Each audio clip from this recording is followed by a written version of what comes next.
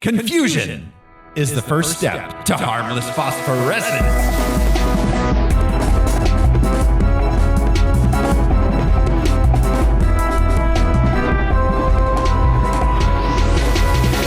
Everyone, this is your host, Thoreau Smiley, and I've lost my alien-ass mind. Who's joining me this week? It's everybody's favorite pretty princess, Josh Siskel. I'm Brian Lesh, and I'm joining the team with the power to make smells from light. Oh, no. For all our Aladnian listeners, I'm Alaric Weber. It's a fine tenor there, Alaric. I couldn't understand what you were saying, Al. Sorry. Speak English. This is America. I don't speak the... You don't speak song? My name is Brian Lesh, and I... Asking for directions. Oh, beautiful force. That's American version. This is Harmless Phosphorescence. It's the deep dive movie podcast where we pick a theme or a series. We watch the movies, we gather some research into the production and source material, then we tell you all about it. This show is brought to you by patrons. Patrons like executive producers Michael Beckwith and Atticus Burkett. You can be a patron too. Head over to patreon.com/harmlessentertainment. There's a lot of bonus content there. We just put up Brick, Rian Johnson's first movie, Brick, which is a damn good movie, and you should watch it and then listen to that episode. $1 a month. I wanted to... Oh, go ahead. $1 a month. $1 a month. That's all you need, guys. Go do it. I was going to say, I've been thinking, if you become a patron, I will send you a cameo. Oh. I'll either roast you or congratulate you ambiguously. Ambiguously, I like that. That's some great You're news. doing a great job at that thing. Yeah, I think you're doing really become good. A patron. You should continue doing that right now. That's right, sport. Our current series that we're back to is our mainline superhero movie series. So this week on Harmless Phosphorescence, we are watching The Marvels. Carol Danvers, prodigal child of the Milky Way. Nick Fury, my favorite one-eyed man of intrigue. How goes it out there? You know, cold, no air, space.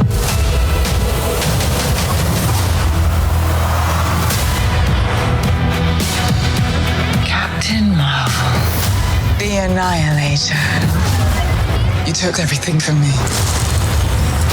And now I'm returning the favor.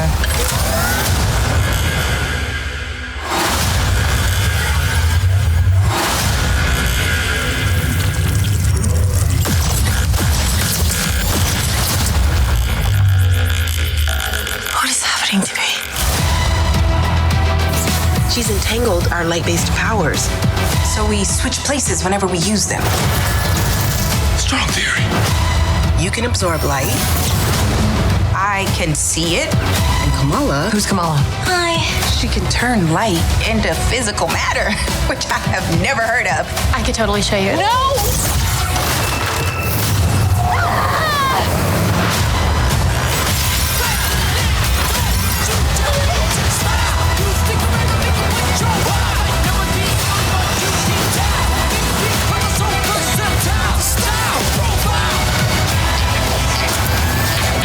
She's targeting every planet we call home. I would never choose to bring anybody into this. You are not the only thing standing between this and the universe. Oh my god, we're a team.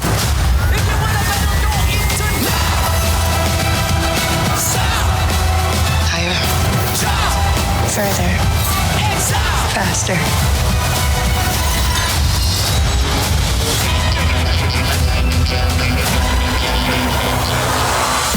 Who's that good kitty goose?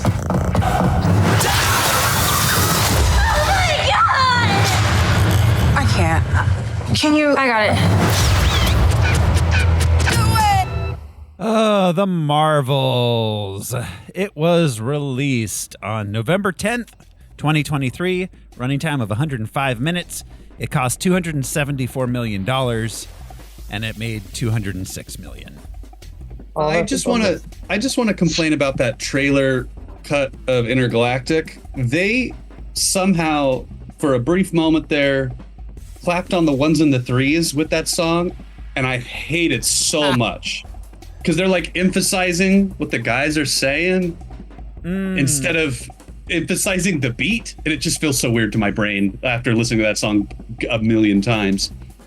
Oh, it just hurts my soul a little bit. I'm just tired of epic trailer remixes of popular music from the 90s and 2000s. Yeah. And 80s. That song wasn't in the movie, was it? Nah, Yes. Was it? Yeah. Mm-hmm. Yeah, we did get it. Okay. I think it's when they're practicing to hone their powers. I think that's the right. song. That's right. Okay. I don't know. I had thought about this song while I was watching the credits and just like didn't see it on the in the credits.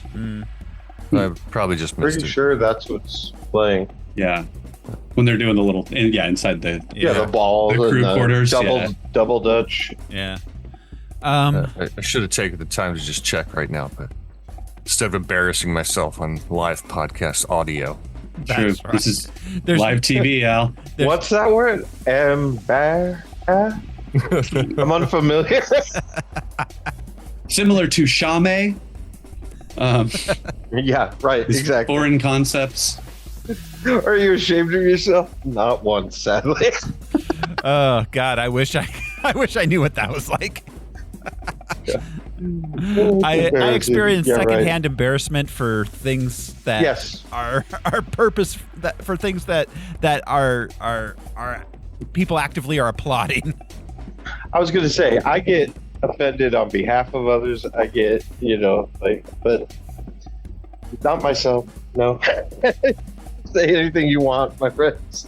Yeah, I get secondhand embarrassment for people that are viewing other people being embarrassed.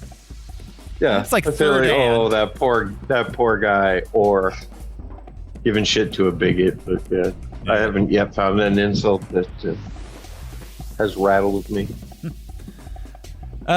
So folks, join the Patreon and we'll do a cameo and let's see if you can try to offend me. Yeah, can you offend Josh?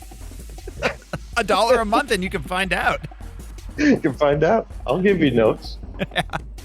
Like we said, The Marvels did not make its money back. It's the first MCU movie to actively lose money. Yeah, that's wow. Rough. Undeservedly so, I think, personally. I think. Well, I think it's interesting looking at the stuff that came after it, too. Just that this has been a continuing trend of movies not doing super well. You know, generic superhero movies. Not to call this generic, but, I think it's kind of bullshit, but it was like right at that, like, we're getting superhero fatigue stuff. And you're just slapping shit together. And also, it unfortunately was part of the fallout of Quantum Mania, where they were like, "Oh, MCU's cooked; it's done." Which, again, I think that those are all trends those were the beginning of a trend. They aren't like, we shouldn't just take those movies in a vacuum. Look, now that we're taking these movies later on than watching them, as they're coming out at this point, it's interesting to look at movies after these that have also failed in the box office. But we've brought it up before. Like, I think right now the one that's popular is called Bridgerton, but like there's always a Downton Abbey type series. Yeah. There's always a Jane Austen type, which right on. A lot of people like that, but it's just like there's too many superhero movies. I was watching new trailers yesterday. The video had just dropped, so they're pretty new trailers. There was a Wolfman. There was Nosferatu, and then there was what shit was it? Another a shark movie, a new shark movie. And it's like, so fuck you. I want to see my superheroes. I don't give a shit. Yeah, like sharks. We've explored everything. The garbage disposals of nature. I think as far as the public's concerned, part of the problem is also that these movies cost $274 million, so they need to make almost $1 billion in order to be considered a success. And that might possibly be where some of the issue comes in, like, oh, there's superhero fatigue. I mean, they're with the general audience that aren't invested in superheroes, they may feel that, like, well, I'm not going to watch, Miss Marvel, and I'm not going to watch WandaVision in order to know who these people are, so I'm not going to watch this movie. Yeah, well, there's this expectation that this and Quantumania 2 are supposed to be billion-dollar tentpole movies, and they just aren't. That's an Ant-Man movie, and this is like a Captain Marvel movie. If you want a tentpole movie, you make a Thor movie. Yeah, or Spider-Man. Or Spider-Man. Yeah, like something that people are familiar with over time, and This is not that. Ant-Man is not that. No, it's very unfortunate because this movie also clearly got cut down to the bone in order to make it short, which in large part was because they wanted to be able to get as many showings in as possible in the first weeks. I think another sort of tactic that they're using, like in this movie, taking international stars and leading actors and putting them in just for, like the Prince character in this. He's quite well known in whatever it is, Korea. He's a K-pop star, I'm pretty sure. Yeah. Yeah. So like the idea of enticing, not just making sure the content is good for the international market, but actually playing to them. Yeah. A lot of Mexicans, like Blue Beetle, had a few different Spanish and Mexican stars that brought in those. But I guess this one it wasn't enough. Yeah, well, and it already the internet trolls hated Brie Larson. They've hated her for a long time for some reason. I'm not sure why.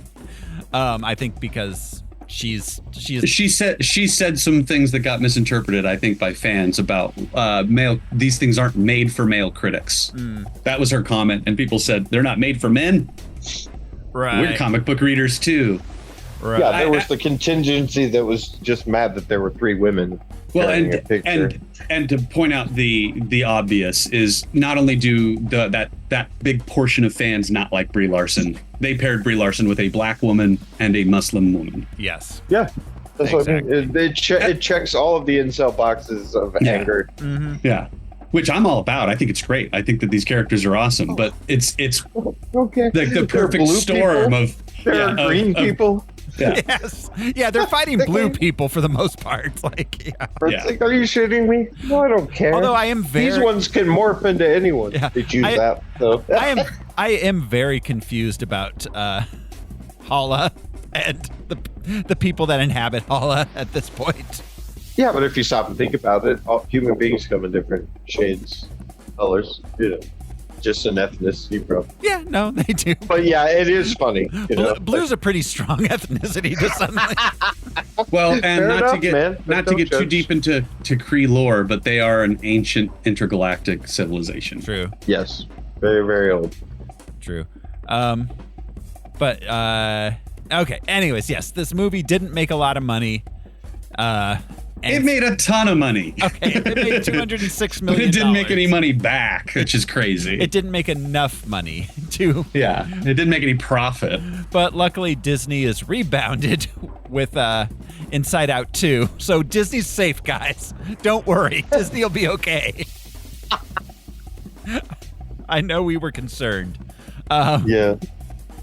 So let's play the box office top 10 game. This is the game where I will describe the top 10 movies of the week using, for the most part, Box Office Mojo descriptions, which are a wild and woolly set of descriptions. And the fellas here are going to try to guess what movies I am describing. This is the week of November 10th, 2023, way back in there was a more innocent time. We had not yet experienced Thanksgiving that year. The existential dread it should have set in. Oh, yeah. But now it's full on. Yeah, no, I need a prescription for this dread. Yeah, no. At that point, the existential dread was just a lingering thing in the back of my mind. At this point, it's a full-on animated Amy Poehler character. So, at number 10 at the box office for the week of November 10th, 2023. A magical meteor falls on a city and gives a group of civil servants superpowers, transforming them. But they face their most powerful challenge when bad guys team up with a mad scientist to steal their powers. This is the first time I'm hearing about what this movie was about. But just a year ago? Yeah. This is animated, of course. It is not for us at all. And I'm the Bratz movie. I mean, you're not completely off civil base servants? Yeah, a group of civil servants. They all work at the post office, or is it Paw Patrol? Paw Patrol, the mighty movie. What? That was a total guess. I was just thinking of like characters who have boring jobs. Yes, they turned the cop and the fireman and the Coast Guard dog. I think there's a Coast Guard dog. He happens to be a dog that hates water. Yeah. Interestingly enough, he only does the backstroke. I've been saying for years now, defund the Paw Patrol. All Paw Patrol are bastards. Yeah, that thin blue line. Where's your pea blue? At number 9 at the box office this week, a teacher. I have not heard of this movie. A teacher in a Mexican border town full of neglect, corruption, and violence tries a radical new method to unlock the students' curiosity, potential, and maybe even their genius. Poetic Justice 2. Yeah, so this is one of those movies. Where a white teacher sits backwards on a chair. Exactly. And gets real for a minute. You know, Shakespeare. Shakespeare's you want to know who was a rapper? Yeah. Yeah, it's one of those movies. It at least isn't a white teacher this time. Not stand and deliver, sit and receive. Yikes. That was a porn, Brian. Yes, sit and receive. Edward James Olmos played himself in the porn adaptation. Yeah, exactly. Edward James, almost. This stars Eugenio Derbez and is basada en una historia real. Sicario. No, he's a teacher, Adam. Proximente solo en cines. It's, I don't know, the entire poster's in Spanish. It's called Radical, or in English, Radical. I was going to say, it's like they're gleaming the cube-ish movie. No, BMX bikes. I'm sorry, that was rad. BMX bikes. That's right. At number 8 this week, a live action Christmas musical adventure for the entire family. It weaves classic Christmas melodies with humor, faith, and a new a new pop song in a retelling of the greatest story ever told. The story of Mary and Joseph and the birth of Jesus, in case you weren't aware of what the greatest story ever told was. I'm going to guess the Nativity rocks. The greatest story ever told is The Andromeda Strain by Michael Crichton. I love that book so much. No, I know. I want to talk about that book. It's a Kimmy Schmidt reference. John Really? Hamm. Like, I just turned to the good book. The Andromeda Strain by Michael. The good book. Oh my God, I need to finish that show. Wow. I'm in it for the Andromeda Strain. When he's on trial. Really? It's gold. Yeah. That's really the only. Yeah. Anyway. This stars nobody we've ever heard of. It's called Journey to Bethlehem. Yeah, the journey was so compelling. Yeah, the journey part? Yeah. They were probably just talking the whole time. Like, so you're going to build a room? You're a carpenter. Like, what's up with that? Right. Why didn't we save any money? Why didn't you build a cart? for this donkey. Oh, that's right. There was no room at the end. It wasn't that they couldn't afford it. There was no room. I'd be like, can we stay in the lobby? I would love to see Noah Baumbach tackle the ride to Bethlehem. Like it's just like a married couple arguing right before she gives birth. Yes. Like, so if this baby comes out and it looks like me, what you're saying is it's not my baby. Right. This better be the only angel kid that we have. Noah Baumbach's immaculate me once. Noah Baumbach's Mary Ha. A marriage story. At number 7 this week at the box office,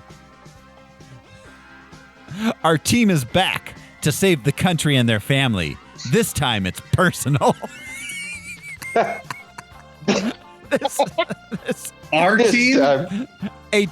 Our team. Yeah, I had to remove the names because the name is part of the title. The Expendables 4? No. Good. This is not something I have ever heard of. It is the third in a series that appears. It's a Hindi language action thriller. Is this RRR? No. Because that thing was so huge, I assumed that people played it in theaters and it made it. Oh, I'm sure it but no, this is the third. Killer Shark, P.I. It's named after the main character, and the main character's name is Tiger. This is Tiger 3. Tiger Balm, my wounds are healing. Yeah. Tiger 3, more Tiger, but this time it's personal. The Tiger's like, it was for food every other time. This time my flakes aren't frosted. Tiger's like, I'm gonna kill all y'all, motherfucker. This time it's personal. And it cost 350,000 crore to make. I just Googled it. That's street food. At number. But to be number 7 in the U.S., that's crazy return on your investment. Yeah. However many crores they made in America. Yeah. 7th on opening week is pretty good. I mean, it made over $3 million. How many crore in America did it? So good for them. Tiger 3 was very popular with the American Hindi-speaking community. It's the best of the series, to be honest. At number 6 this week. I'm sorry, it's the third movie in this time. Yeah, Tiger 3. Tiger and Tiger 2 already. I heard you. I meant, but this time it's personal. The first two. No. First 2 times it wasn't personal. Yeah, it wasn't. First 2 times Tiger was just doing his job. Tiger was standing on business. Yeah. Just take orders. I'm a tiger. At number 6 this week. A cranky history teacher at a prep school is forced to remain on campus with a grieving cook and a troubled student who has no place to go. The Holdovers. The Holdovers. I still haven't seen that. Oh, good movie. Isn't that? No, Alexander Payne. Yeah, that's a very good movie. Yeah, I liked it quite a bit. Directed by Alexander Payne. At number 5 this week at the box office. The description is just the name of the movie. Jaws. Experience this performed by the person in the movie. I had to leave all the words out that described it, or that. Oh, is it the Eras tour? The Eras tour, yeah. I love that you can say the most vague thing. Experience this being done by the person in the movie, and immediately we know it's Taylor Swift. I just was trying to think of concert films because that's what I thought of instantly. But I was like, what's been? Yeah. But yes, you're right. Yeah. That's pretty impressive. Mm-hmm. Yeah, I saw a meme of just the very top of Eminem's head through different points of his life, and it's like, you know exactly who this is, and it's like, yeah, that fade is indelible. Yeah. I don't listen to his music, but I know what the top of his head looks like at every period of his life. Yeah. Did you guys see the video for that song he put out a couple months ago? I saw like 25 seconds of it, and I was done.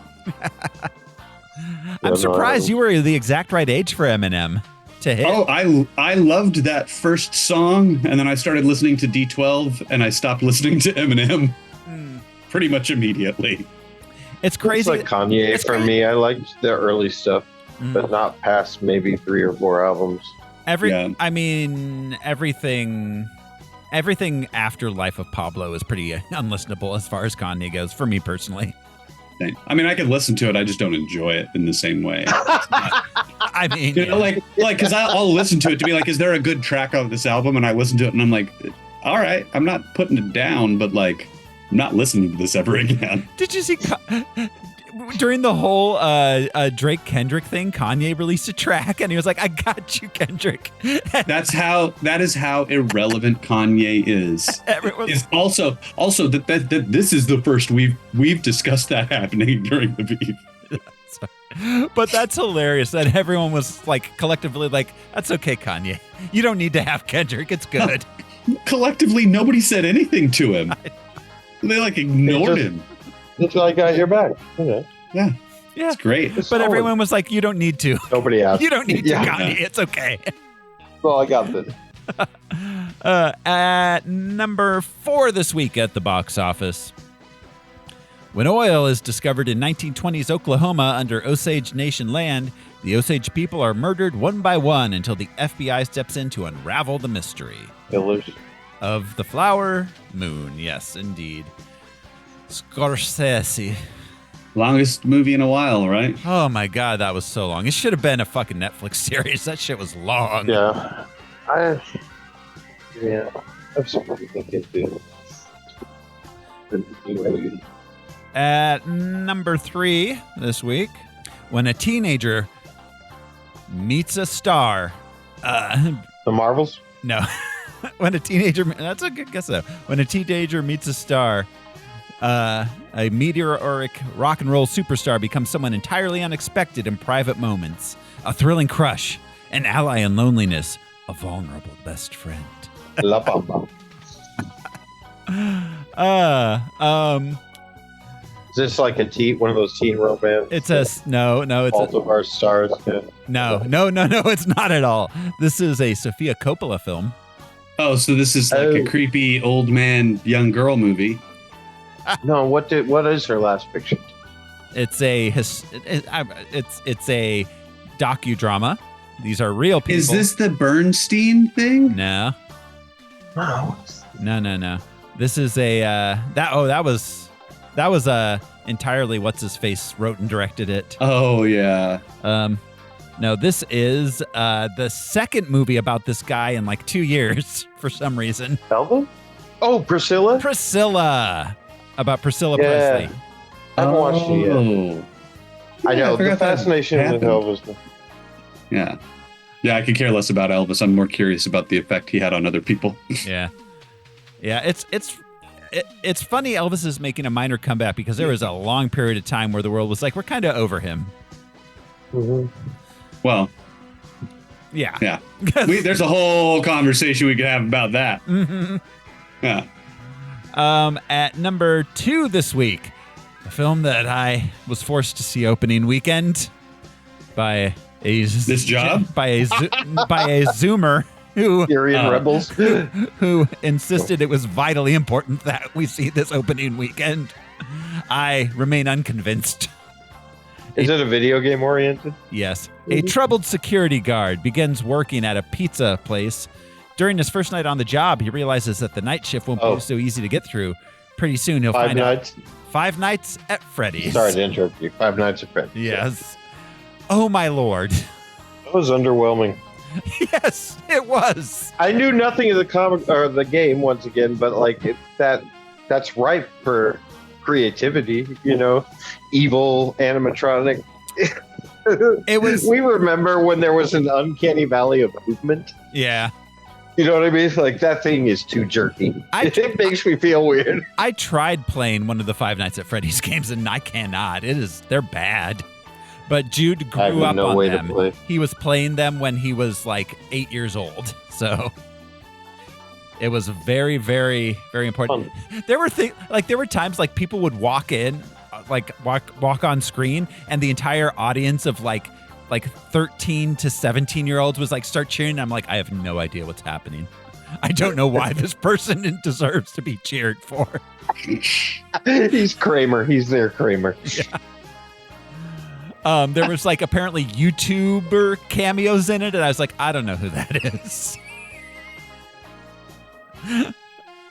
Weird. Yeah. No, it made me feel old like very few things have made me feel old. At number 1 this week, Carol Danvers gets her powers entangled with those of Kamala Khan and Monica Rambeau, forcing them to work together to save the universe. It was, of course, the number 1 movie because it was still a Marvel movie, but yeah.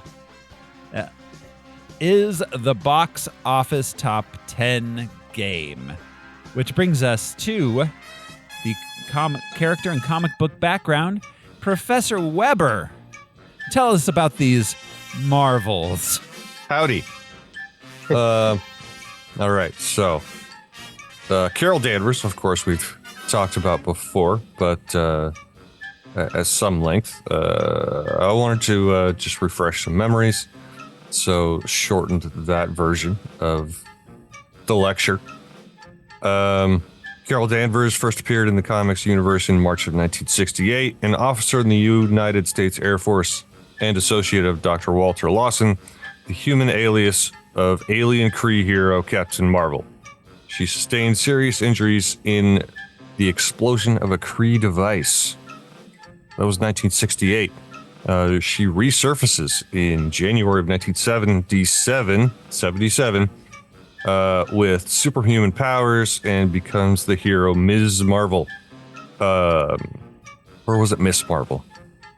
I think Ms. Anyway, the explosion of the previously mentioned Kree device, now known to be a psyche magnetron, caused her genetic structure to meld with that of Captain Marvel, turning her into a human Kree hybrid. In July of 2012, Carol Danvers assumed the mantle of Captain Marvel. That's 2012. The 7th Marvel character to use the name and the 9th comic character in general. Sorry, backtracking to the 80s. Courtesy of alien experimentation and a cosmic connection to a white hole, Danvers emerged with an expanded power set and a new codename Binary. In the 90s, Danvers lost many of her binary powers after dealing with a sun-destroying negabomb, developed alcoholism, and changed her codename to Warbird. That same thing happened to me, except for the powers and codename. It was the alcoholism. That's all. yeah, I was definitely a Warbird at times. And also recall that Rogue from the X-Men, all the way back in 1981, gained her own super strength and flight abilities, absorbing them from Miss Marvel. I have a quick question. Do we know why it's just called binary? Like, what are the two? She was into dudes and chicks. It just denotes two, so I was just curious. I'm not sure, but she had a connection with said white hole, I think, or maybe there was a binary star. I said she was into dudes and chicks. Of course, she had a connection to a white hole. To a white hole. You mean Ben? Nary the two mix. I don't know. Just doesn't like them together. I've got a white hole. You're an alcoholic. Let's get it on. You got your chocolate and my peanut butter. But yeah, I think it had something to do with having star powers.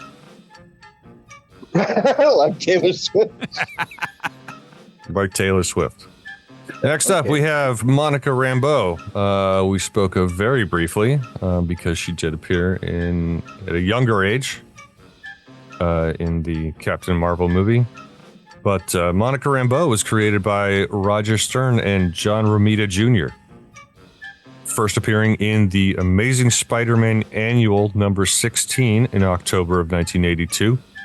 Rambeau gained her superpowers after being bombarded by extra-dimensional energy produced by an energy disruptor weapon, which she encountered on duty as a New Orleans Harbor Patrol lieutenant.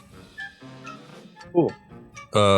She was sort of a acting captain on a cargo ship. And that's not too far from the explanation we get. You know, the witch hex. It's not too far off. All right. The media dubbed her Captain Marvel upon her survival, and she decided to use the name to fight crime. The previous Captain Marvel was deceased at this point, and thusly Monica Rambeau became the second Captain Marvel in the Marvel Universe. What if she had just decided to use the name to, like, do people's taxes? Get into journalism school. Yeah. Like, To Get a library card. To catfish people online. Was Photon a separate character? Because, you know, Monica looks like... That's coming up. All right, cool.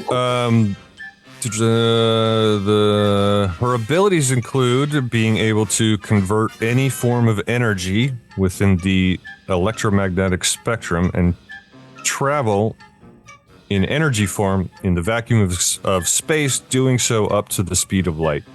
Also, energy absorption, generation and manipulation, size alteration, intangibility, and flight. Size alteration. So, like, she's got a baked-in Ant-Man ability. I think so. But because she can convert to energy, she can like get bigger and smaller. It's all about the space between the space between the atoms. Yeah. Space between. All right, Dave. Yeah, there's more space in all of us than atoms, really. It's crazy. It is. It is crazy. I don't we should be writing this down, man. And past that. Yeah, you guys never take notes during my lectures. I'm ashamed of you. We're legacies. You're not going to pass the test. We're recording the whole thing, Al. Don't worry. I knew that already. That's why I'm not taking notes. Following her debut, Rambeau joined the Avengers for 5 years, eventually making team leader status before departing from active duty. She would return numerous times as a reserve member of the Avengers, in addition to sporadic guest spots and cameos in many titles. Did you guys know there was a Great Lakes Avengers? Oh, yeah. Huh. Yeah. Hawkeye, yes, right? Didn't Hawkeye run the Great Lakes Avengers? He was West Coast. Yeah. Who was Great Lakes? It was Vision then? No. Who ran Great Lakes? Who ran Great Lakes? It was a lot. It was a lot of obscure characters that I have never heard of. My experience living on a Great Lake for a while leads me to believe they probably spend a lot of time fishing and drinking the Beast. No, that's what I was going to say. They're just checking fishing licenses and boating licenses. I remember them encountering Alpha Flight a lot. I assume that it was over like game restrictions or something. Probably. The leader of the Great Lakes Avengers was Mr. Immortal. That's why the She-Hulk show. That's why they were close at mind. Some other members included Big Bertha, Doorman, Flatman, and Good Boy. That 100% are all just a bunch of guys at the local bar. We're like, all right. One is called Doorman. I'll be Flatman. You be Big Bertha. Yeah, exactly. Once I got drunk enough, I formed superhero teams in the bars.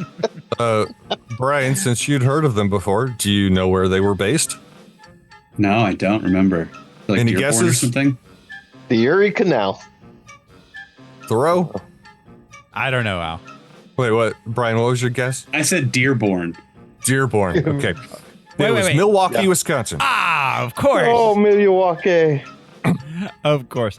No, 100%. These people were just drunk, and one night they were like, we're the Great Lakes Avengers.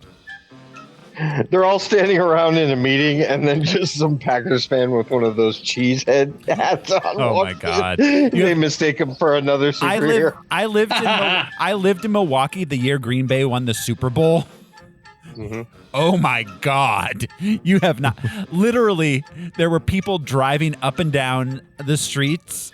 We were in a suburb too. We weren't even in downtown Milwaukee, much less in Green Bay. But there were people just driving up and down the streets, middle of the night, shooting fireworks, hanging out at the side, shooting fireworks, yelling, "We're the world champions!" Like, the short time I lived in Chicago, the White Sox won the series. And it was the first time I ever saw a ticker tape parade, in real life. In fact, I got a temporary job at the Chicago Tribune, just sending out the front page papers to people around the country who wanted to collect the. That's it was so wild. cool. That's so cool. It was fun. Did the city smell like cheese farts after they won, Thoreau?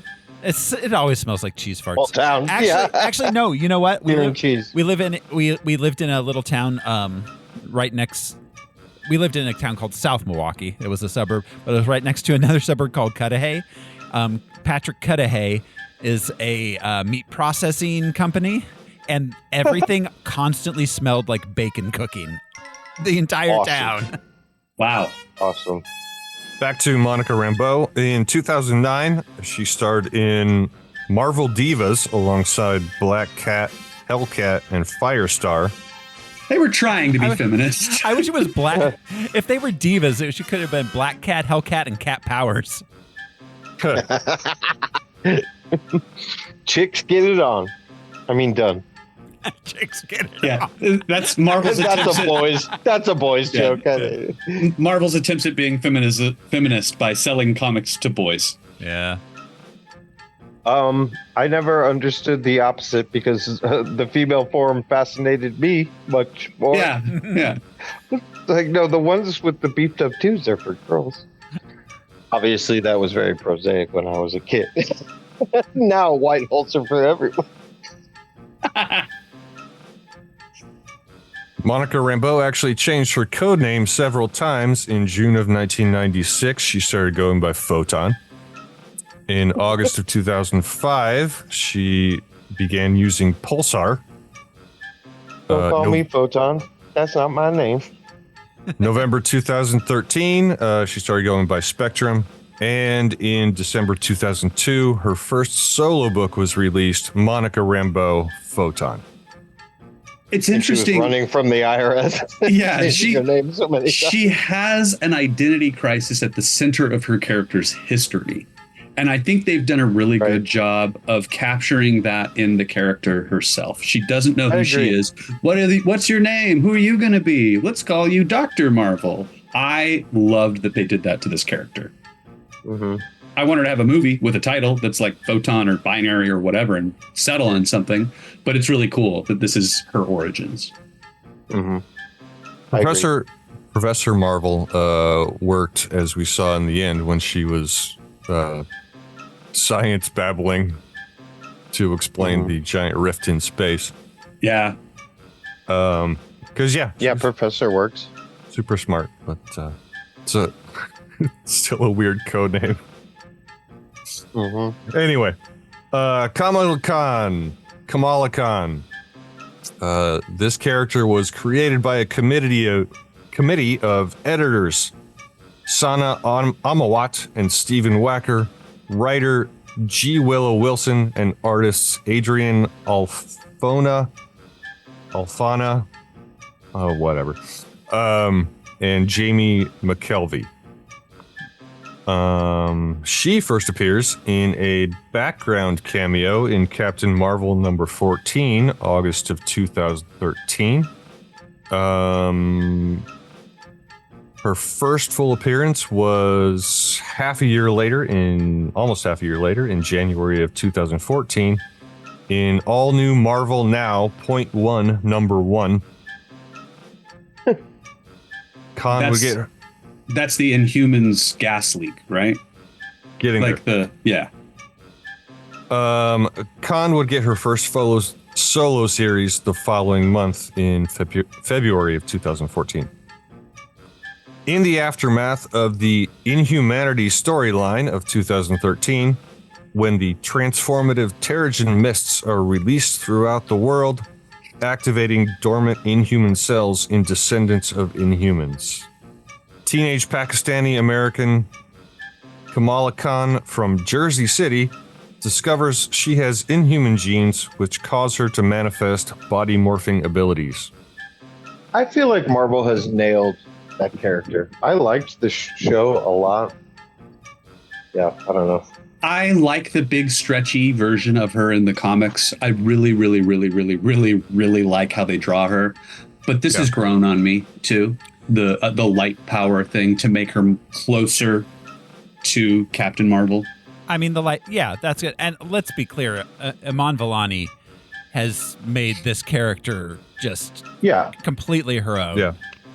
But I read that there was a conversation about the stretchy powers, and they thought it looks too goofy because they've never nailed Mr. Fantastic, except for the cameo in Multiverse. But I guess they had that conversation. They're like, so let's just make it this light thing. Well, and this isn't really a power that existed too. That's the thing. They didn't really draw somebody else's power set away from them and say like, well, now that's hers. She's now these two characters or whatever. Mm-hmm. You know, I like that. This it took me 2 or 3 episodes of the show to get over it because I had read the comics.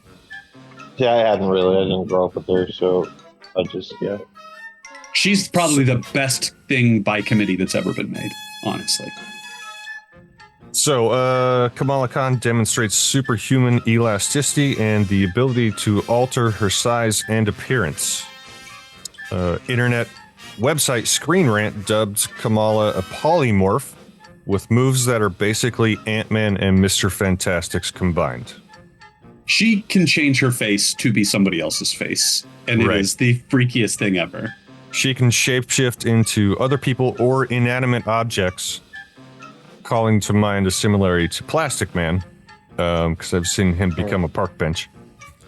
But she rarely uses this power.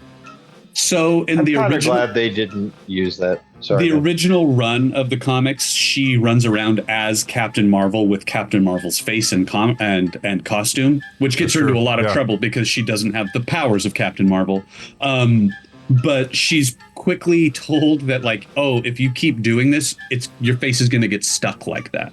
So the shape-shifting powers are temporary at best, and the longer she uses them, the less she's able to adjust them back.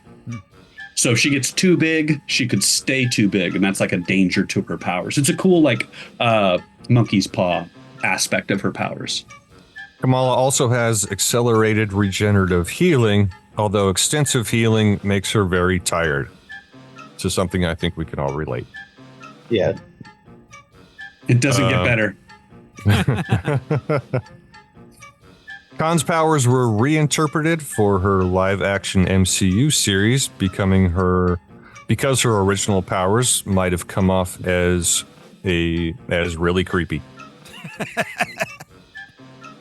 Kevin Feige was just like, that's just weird, man. I don't like it. I'm glad they didn't lean into that. Yeah, it works better in the comics, and I think they came up with a good alternative. In the show and this movie, she can create and manipulate hard light, kind of like Green Lantern. Mm-hmm. In the show, they also reveal that she is a mutant, making her the first mutant in the MCU. The little do-do-do-do-do in the background is Marvel is so corny for that shit because they're like, oh, fans are going to eat this up. And here we are. They did. Yeah. We ate it up. Always. Give us the fucking X-Men. Fuck. They're coming. They kind of did, almost, in a way. They're getting there. Following the show, they reveal that Kamala Khan has both inhuman and mutant genes. This is back in the comics. Somewhere in there, she dies and gets resurrected, and she receives her hard light powers in the process. Again, Marvel is so corny sometimes with like streamlining of the character on the comic book side thing. It's just funny. I love this character so much. They just keep changing her. And if they keep changing her, it's going to drive me crazy. Of note, Kamala Khan is Marvel's first major Muslim protagonist character and South Asian American personality with her own comic book. She's the first like standalone teenage character also that isn't like somebody's other person. Yeah. You know, that's like interesting. She's very much Spider-Man in that sense. I think they, to the committee doing a good job, they tried to like remake a Spider-Man in the modern era. Like you have family attachments. You can't really be secret. You have to be a fan of something. You know, they tied all these things together that a modern kid would be, but they didn't give her an adult to be her mentor. Yeah. It's an interesting choice, and it really, really, really, really worked. Like with Kate Bishop, she doesn't have a Hawkeye. Exactly. Like nobody showed her the ropes. They just found her halfway through discovering the ropes. Which is a very mutant thing in the comics. You know, is you or you and your best friend sussing it out. Yeah. It's like, what was that Chronicle where they're all figuring out their stuff together on the camera? But like Spidey, you know, even Bruce Wayne went and trained. Mm-hmm. So he's a badass to study. Legitimate badass, but Spidey had to come up with the courage to jump off a building on its own. Yeah. It's interesting. Well, and the show does a good job of that too, because her first thing is her standing on the edge of a building. Right. And yeah. The leap of faith kind of thing too. That's a cool connection. I'm going to learn it on the job. And I didn't mention that she, so it was 2013. That was right after Miss Marvel had started calling herself Captain Marvel. And Kamala, being a super fan of Miss Marvel, briefly chose that identity. She a fan. In the name and the face. But well, I'm curious how much of this involved Marvel going like, okay, we've now renamed Miss Marvel to Captain Marvel, which is contentious with the Shazam Captain Marvel identity on DC's side. Now that we've removed a Miss Marvel character, we need to reestablish that Miss Marvel is our character by creating a new Miss Marvel character to placehold the rights. Like, not to be super cynical about it, but that's probably where the impetus for like, we need to make a new character named Miss Marvel. Get a committee together. Yeah. I love the character, but I just see this as being Marvel being like, we got to protect the rights because we're still battling over the Shazam Marvel thing. This was also during the whole Marvel Now thing. So they were juggling around a lot of stuff and trying to reinvent themselves. It was a really rough time. It was a weird time in my life. Yeah. Last up, we have Dar-Ben, who was a male Kree general who used a robot of the Silver Surfer to execute Clumsy Foul-Up and General Dwi Zan during the Infinity Gauntlet storyline. Okay, imagine growing up with that name, Clumsy Foul-Up. I mean, yeah, you know what's yeah. Like I'm not a believer in what is that when your name dictates what you are, but yeah, like the guy who named winner and loser. Yeah, I mean my last name's Smiley and I'm not a dentist, but what was Mystique's last name again? It was Raven. Darkholm. Darkholm. What else was she gonna be other than yeah, and that family wasn't accepting. They sound like they're in a Vincent Price movie. Right. Back to Dar-Ben. First seen in Silver Surfer Volume 3, Number 53, June of 1991. Created by Ron Mars and Ron Lin. Dar-Ben was killed by Deathbird during the Kree-Shi'ar War. Oh, Deathbird. Dang. That Deathbird was just in the X-Men 97, right? Yeah. Deathbird's the sister of the Shi'ar Queen. Well, she's the drunk version of Captain Marvel, right? We said earlier. That's Warbird. Warbird. This is Deathbird. Deathbird was So many birds. a Shi'ar princess. Yeah. Like I am Pelican. Just birds. Birds and cats. Birds, cats, and insects. And I turn it over to Thoreau for production. Thank you, Al, for that character and comic background. Yes, production. So, The Marvels is a direct sequel to Captain Marvel, 2019's Captain Marvel. It was developed as Captain Marvel 2. Brie Larson is the one who suggested to Kevin Feige that they make it a team movie and they bring in Miss Marvel. This was prior to their decision to bring Miss Marvel to screen. And Brie Larson was also involved in the decision to have Miss Marvel be introduced in a Disney Plus series prior to the movie. I think that should have been a movie. Miss That Marvel? should have been a teen movie focused on teens, Yeah. get kids to the audience. I don't know. I love the show. I love the show. I love but the animated. There should have been more of that. The interstitial animation. I think a movie would have gotten them the budget to do that throughout the whole movie. That's my only issue with that. With the show is we got to see some of those elements in I her don't think it intro would have here. been enough time. I think they had too much time. It felt. I do too. I think it felt flabby to me. As like once we got past the first couple episodes, that entire middle chunk felt real drawn out. I thought. Well, and the last like 2 or 3 episodes, it could have been one episode. You know, it felt like it should have just been a Scooby-Doo vibe movie. You know, with her discovering her powers along the way with her friends, kind of thing. That said, I did enjoy every minute with Aman Vellani. Same. I love the show.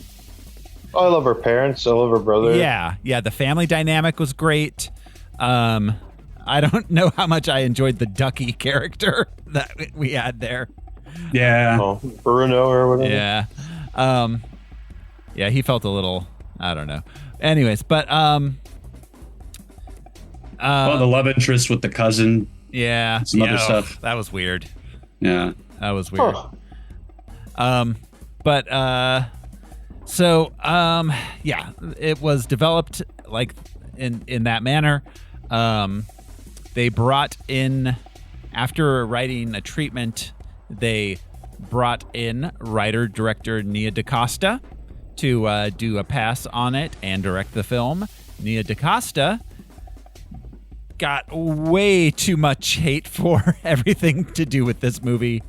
I would love to see what her actual movie was going to look like. Same. Because this is like 55%. It's just missing things. Yeah. It's missing a ton. Yeah.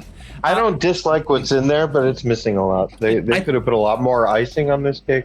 Yeah. I think there's another 10 or 15 minutes on Aladdin. Yeah. Absolutely. Supposedly there were more musical numbers, and that's what pissed people off. And also, supposedly, there was a love triangle with Dar-Benn. Yes, exactly, and Captain Marvel. Yeah, yeah. Is Dar-Benn the one with the man bun? No, Dar-Benn's the bad the guy. new the Hammer lady. Oh, Supremo or whatever. Yeah, she got the grill too. Yeah. Yeah, and we apparently actually got to learn That was a lame. anything about that character at all. Yeah, lame villain. That felt DC like. And she clearly had motivations that they just kind of like went blep blep blep blep. Here's her motivations instead of giving her a backstory and character development. Exactly. To show us her motivations. Yeah, no, this movie got cut down to the bone. There was reshoots in which Nia DaCosta was not consulted or present for. She essentially abandoned the film during editing and started moving on to another project. And the Marvel machine just finished it and put out this cut. I have a theory. It's just a theory, no backing to this whatsoever. I have a feeling there was all kinds of gay subtext that Disney just went through and just hacked. Absolutely. There's anything that was connected to it, they just cut it clean out. There's little glimpses of it here and there, like her relationship with Valkyrie feels very Tessa Thompson. Yeah. I think we would have had a 2 beat of Tessa Thompson I was watching this with Ella, and the dog was jumping in her face when Tessa Thompson appeared, and Ella was literally like, "Wyatt, the lesbians are talking." Oh, I love that. Beautiful. Yeah, awesome. Yeah, no, there was a lot. There was a lot of gay subtext, I'm sure, because that is something Nia DaCosta has a lot of in her films in general. Well, and Brie Larson too. She puts it in every movie. Mm-hmm. There is gay subtext to every character she's played, basically. Yeah, like I don't care about that as much as that. I don't feel like the villain was developed. The motivation was obvious. You killed Supreme Intelligence, but then there were decades of the Kree just not improving their situation. That was kind of my question. What was that all going on during all of the Guardians movies that we just watched? And I mean, I think so. Yeah, but the point being is like, okay, blame her for killing Supreme Intelligence, but then for 40 years, you destroyed your planet. Right. I don't know. Yeah, the motivation was obvious. It wasn't satisfying. I think a lot of this backstory was written and filmed. It was just cut out because of the gay subtext that Disney was trying to excise. There was no way to keep the backstory, because it was all on screen with gay subtext tied to it. I think that she did it as like a masterstroke to like force them to keep it in the movie, like not to be like, again, putting too much into something that's not on the screen, but I have a feeling that that's why we got this movie as not gay as it was. This had it's a musical. It's like darkest timeline. Like, it's so weird. Yeah, this could have been super gay. And again, also, and people would have gone to it because it was super gay. Yeah. Also, also the are all superhero movies kind of gay? Yeah. Kind of. Yes. But they're a mutual admiration society. Everyone talking about Cap's ass is male. Yeah. Yes. Nobody says that's America's ass. Black Widow's been riding with him since he saw it. Superman doesn't put on the spandex for Lois. Let's just be clear. There's a gayness about wanting to be a super. Right. But to wear an outfit like that, so ostentatious and to be low, that's not gay. Gay in that general, in the way we grew up. Yeah. Flamboyant. Outwardly, Yeah, outside of the heteronormative ideas of 20th century America. Right. But yeah, no, it and Kamala Khan also is a non-straight character as far. Is she? I was going to say, if you wear a codpiece, you're a different kind of guy. It's hinted at in the series. She might have a crush on the one girl. It's very, very subtle. Oh, I read into that more as the she was a fan of her online content kind of thing. I didn't read that as like a women. But that if it's there, it's there. Women don't criticize each other enough for finding other women attractive, which is something men do to each other. Yeah. Like, that's a handsome dude. You want to play with this ball? Whereas women are, like, he's hot. I could kiss her. No, I also have a teenager in the house who watches a lot of TikTok and was like, "That's the gay part, right there. That's the gay part." I'm like, okay, thank you. Two chicks pointing it out. Where's the gay in that?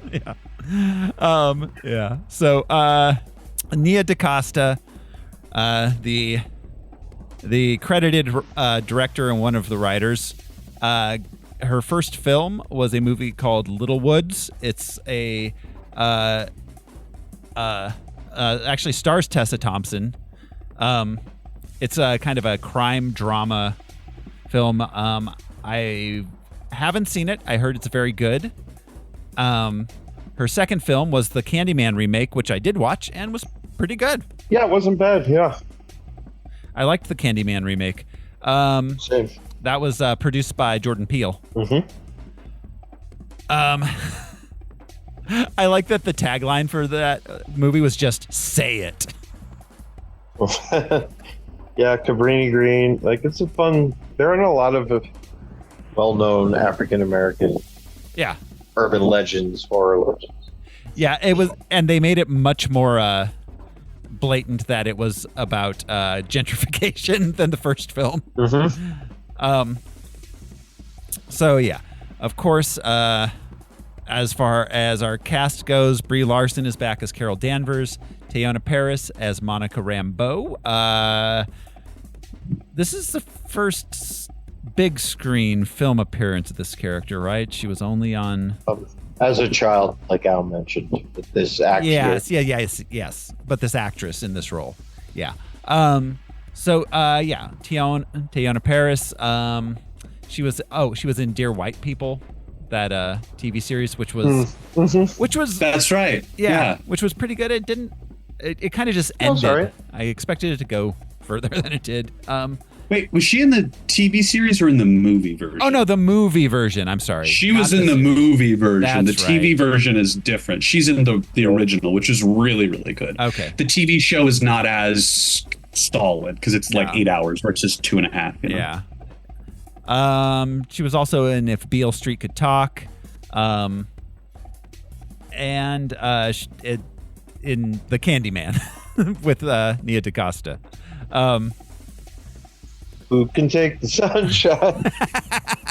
Sprinkle it, right? Yeah. Iman Vellani, With blood. as we mentioned, of course, is Miss Marvel. This is literally the only on-screen role she's played, right? She has an indie movie, like a 90-minute indie movie that she made in Canada that somebody saw at like a film festival. Then that was how they found her, basically. Yeah. For anything anyone's seen, she's only ever played Miss Marvel. And she's, by all accounts, she was a humongous fan. She was a big. She is known for going online and under without identifying herself and having long conversations online with other fans about Marvel. She has done. Who is it? Screen Rant, the YouTube channel. They do video breakdowns and stuff. While the show was out, she did a couple of interviews with them, which was really, really like just cool to see because they're nerds and they're like looking for every little detail. And they were. Oh yeah. And she is like hyper aware of everything that's on the screen in the shows that she's in, which has made me really happy because most people are like, I don't know what they did with the storyline. I just said the lines. But she's like, no, I went back and watched it. It was like, how does what I did connect? And the things that I saw behind the scenes, are those things on the screen at all? How much can I say? Like, it was cool to see the wheels spinning in her head of like, oh my God, she's got more information, I think, than any other Marvel actor because she is curious. Like, she's clearly one of those. Okay, I'm sorry. No, I'll just say she's a fascinating fan. Yeah, to see. She is. She was cast while she was still in high school. Yeah, she was a senior in high school when she got cast. Yeah. So, additionally, here we have as Darben, we have Zawe Ashton. She was in Not Safe for Work. It's a British series. It was mildly funny. That totally sounds like a British series. Yeah, Not Safe for Work. It's been on for 23 years with 7 episodes. Upwise down.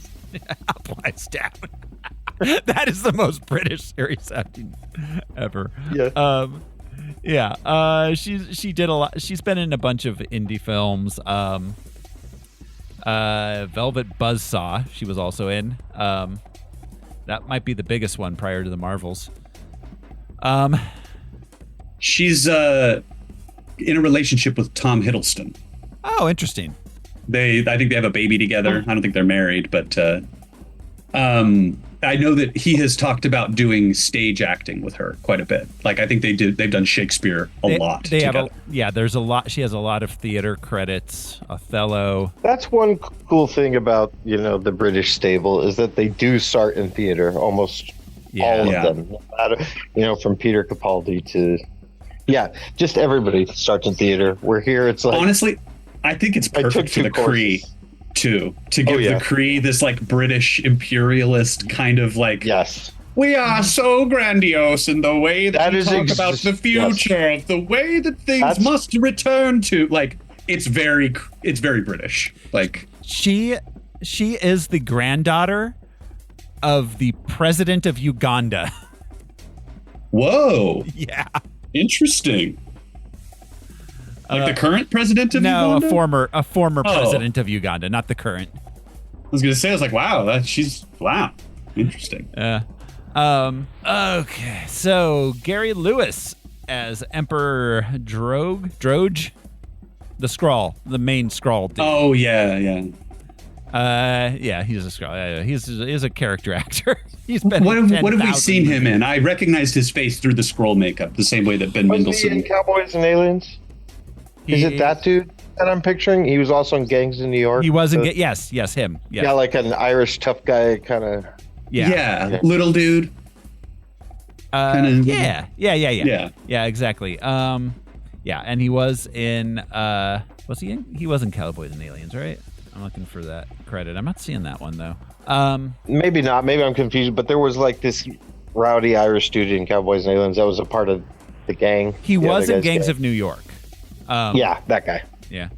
He was one of the dead rabbits, but then becomes Butcher's like right hand. Yeah. Man who's always spoiling for a fight.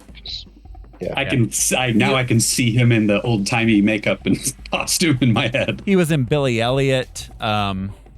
Like he starts a fight with DiCaprio right away in Gangs of New York. Like as soon as the dude comes, he's coming to pay penance to Butcher, and he just starts bare knuckling. Yeah, like that guy. So as far as the MCU, I'm not seeing another edit for him here. Oh yeah, there we are. Gangs of New York. I don't think he was in a prior MCU as a Skrull. He's mentioned a lot in Secret Invasion, but that's because Fury thinks that the majority of Skrulls are there with him. Which is another funny thing about this. It's like, did Tessa clear that with Nick when she brought a bunch of Skrulls to do Asgard? Yeah. There's a lot of questions about this. Oh, and we haven't even talked about Secret Invasion and how all of that and this make no sense together. It just clicked in my head that is the elephant in the room. Yeah. I don't see it as wildly off track. There's just some timeline issues. The million people on Earth kind of thing. There's some like, where are the Skrulls and how is this, and where is Nick Fury? Yeah. I mean, we all agree Secret Invasion was so sloppy. So it's hard to even. This is way better than that. Yeah, absolutely. Oh, so much better. But they mentioned Droge's refugee planet. Yeah. You know. Yeah. As Prince Yan, Park Sejun, the South Korean actor. Oh, I know that name. What has he been in that we would have seen? He has been in some English language films. None that I'm really. He was in Parasite. As he had a cameo in Parasite. Far out. Yeah. It must be something. Yeah, he's a big star in South Korea. Let's see. Kamala's mother is played by Zenobia Shroff. I love her. No, she's great. I absolutely love her. She was in The Big Sick. Oh, yeah. Mohan Kapoor as her father. He is a Indian actor for the most part. A lot of Indian films. And then let's see, her older brother was played by Sagar Shakir. Sam Jackson was back as Nick Fury. And Goose was back as Goose. Yes, Goose back as a Goose. Tessa Thompson was here's Valkyrie. Haley Steinfeld. Brief the chick who plays her mom. Chick who plays her mom. Marie Rambeau. The actress who plays Marie Rambeau. Oh, Marie Rambeau. Yes, hers. Yes. Goose was recast. in this movie? 3 cats. Lashana Lynch as Monica's mother. I'm sorry, Al. The new 007. Oh yeah, cat news. In this movie, Goose was played by 2 different cats. In Captain Marvel, I think there were 4 cats.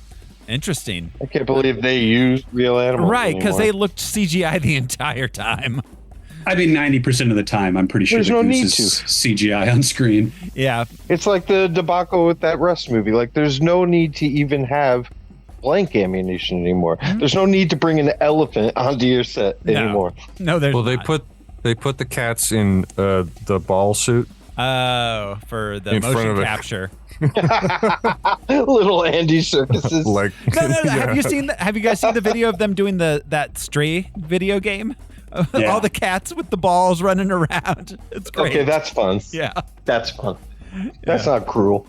Cats would love that. No, they looked like they were having the time of their lives, especially since they got to just do cat stuff. They weren't like trying to make them act. They were like, just run around, be a cat. Actually, Al's probably right, because there are some shots of the cats. Like, there's one where this little kitten turns a corner and slides, and another kitten bumps into it. It jumps. It looked real.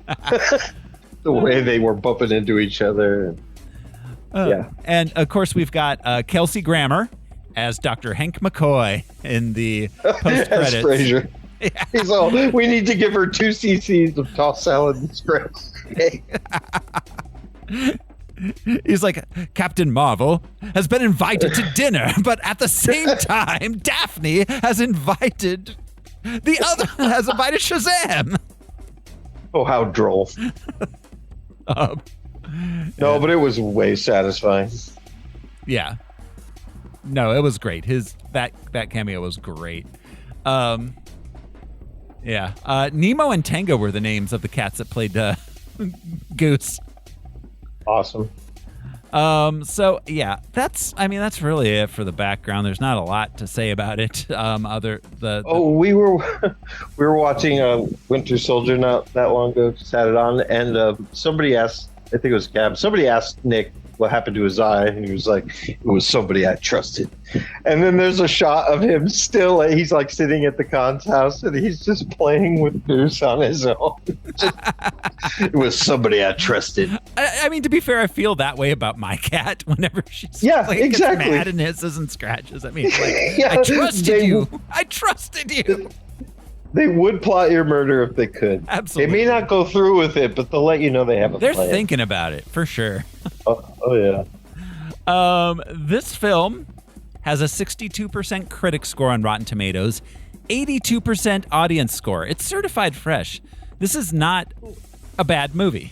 It's not considered a bad movie by the public. Everything I've ever seen anyone post about it online was like, I finally watched the Marvels and it wasn't bad. I'm surprised. bad. Yeah. Again, missed opportunities, but what was there wasn't bad. Yeah, I think that us looking at this as a bad movie is just a trend on box office returns for these expensive ass movies. Mm-hmm. Yeah, exactly. We're being conditioned. The market doesn't define whether or not something's good. It defines whether or not it's successful and can continue this big ass project. But bad. And I this is hate not. being told that there's superhero fatigue. You know what I mean? Like, there's so many Fast and Furiouses. There's so many. It's like, that's not indicative. We'll check it out. Yeah, no. Regardless. I think there's fatigue for them being the dominant form of film that the public goes to see. I think that's probably coming to an end, but there's not going to stop being superhero movies, and there's just like they never really stopped making westerns. They just stopped being the dominant form of film. Right. And my point of view is still the same. It's like why I collect mini mates. This is what I pictured as a kid. So I'll go see it because I wanted to see these characters. I never liked Skrulls particularly, but I wanted to see them. Sure. It's just satisfying from a comic book kid point of view. I have a few Letterboxd reviews here. It's probably KC. Letterboxd user writes, Marvel made a good girls' sleepover movie, and the Twitter incels aren't invited. Fair enough. Girl, what's a sleepover? Twitter user Motto writes, watched on a plane, 5 stars. I would love. I've had the terrible luck with on-flight entertainment. And Twitter user Luke writes, watched on the plane, half a star. Ooh. Different altitudes. Did you guys know that Muhammad Ali coined the term different strokes for different folks? No. Yeah. And that's awesome. That was Muhammad Ali. When he was asked why he fights different people with such radically different styles, and that was his answer. I have different strokes for different folks. Oh my God, he's incredible. Awesome. That guy's brain. He's like, everything rhymes. Yes, it I'm does. all about rhyming and punching. Oh, he was all about rhyming and punching. That's what I do. People respond to rhyming. And funny. punching. Oh, well, yes. Yeah, that's time tested. Yeah. And similes. Yes. That's about it for the background, guys. We ready to jump into the movie itself? Yes. 1, 2, 3, go. Does anybody have a spaceship? No. Here we go. This is The Marvels. We open on a dying star. Then we cut to the cruise ships flying around. We meet Darben. She's on some sort of moon-type planetoid. Diggin. She finds one of 2 legendary quantum bands. She puts it on, and things glow a little bit. We cut to Do the Kree not have to breathe air? No, of course they do. She's stealing atmosphere later in the movie. Yeah, that's right. Yeah. I don't know. Question. It just looked very moon-like and Yeah. barren. Didn't seem like it would contain an atmosphere. The Kree are super advanced, though, and I guess that they would have like shields that give them atmosphere. Well, they do in the Captain Marvel movie. They're underwater and their helmet morphs and stuff. But yeah. But there's nothing visibly they're doing here. They're just walking around looking normal. Normal, like assholes. Just like an average run-of-the-mill ass. No, they play real fast and loose with space and the breathability of space. Like I buy that Captain Marvel doesn't need to breathe. But while she is in space, we do see her gasp and speak. Well, she's flying with Goose on her shoulders, so I guess Flurkins are fine too. They don't need it to breathe. Perhaps she forms a small atmosphere around her is how she does it or something through her powers. Liz's, the light. Yeah. Fast and loose. But it's fine. These aren't science fiction movies. They're science fantasy movies, so it doesn't matter. They follow similar rules to Star Wars than they do the Alien universe. Yeah, absolutely. And the comic books themselves. If you have to put out a 30-page story, you can't spend 3 pages on the semantics. No, like how come she could fly? How come they could breathe in space? I don't care. Get me to the next panel. Yeah, exactly. We cut to Jersey City. We meet Kamala Khan. She's got the other band. She's a local superhero known as Miss Marvel. She idolizes Captain Marvel. They do some of the comic book drawings, stuff like they did in the show. There should have been a little bit more. Like she could have taken a sketchbook with her on the spaceship or something. Like it just would have been neat. I think so too. It drove me nuts to see this happen twice with Kamala. Introduce her with a fun art style and then abandon it immediately. Yeah. Yeah, like it didn't need to be a focal point or anything, but when she's in her brain, that's what. Well, and there were what she's seeing. There were a couple like little filmmaking flourishes where like they would like have all 3 of them in different spots, and like it would like there'd be like wipes like where all 3 of them were like in different frames like a Charlie's Angels. And it's like, and it's like we were almost doing something here. Like I can almost see the movie that she was that Nia DaCosta was making that they completely hacked to shit. Right. Yeah, she was on a similar path to Taika, like as far as her palette and her silliness, and she got hobbled. Somebody got hobbled. Yeah. They got scared, and they decided to just make this a down the middle of the road Marvel basic movie. Which, I mean, it was still fine, but it could have been great. It was the performances that did it. It wasn't the story necessarily. Absolutely, because the story was very, very basic and boring. Right. Yeah. No, we're not moving to another planet. Yeah. No, it was these three women that made it interesting to watch. I feel like this is the most interesting Brie Larson herself has been as Captain Marvel. In the first movie, there were glimpses of her doing something interesting with the character other than just being like, I'm running around. Stoic. Yeah, exactly. Yeah. Stoic, like a Marine. She had been portrayed like a Marine. And this movie, I think, does a decent job of just showing, just surface level, that she's like a retired military person who does not really, who's like now a truck driver, basically. She's just kind of driving around, living in her car. Mm-hmm. Right. Had been in this insular world for so long that it's almost like someone being released from prison after 30 years. Like, I've only interacted with this population, this military mind frame. Yeah. Now there's a gushy kid and a scientist who, it's just fun. Who's mad at me because she's got like mom issues. Yeah. Yeah. So we get her band starts glowing. She gets blasted into the closet. We cut to earlier that day with a title card that says earlier that day.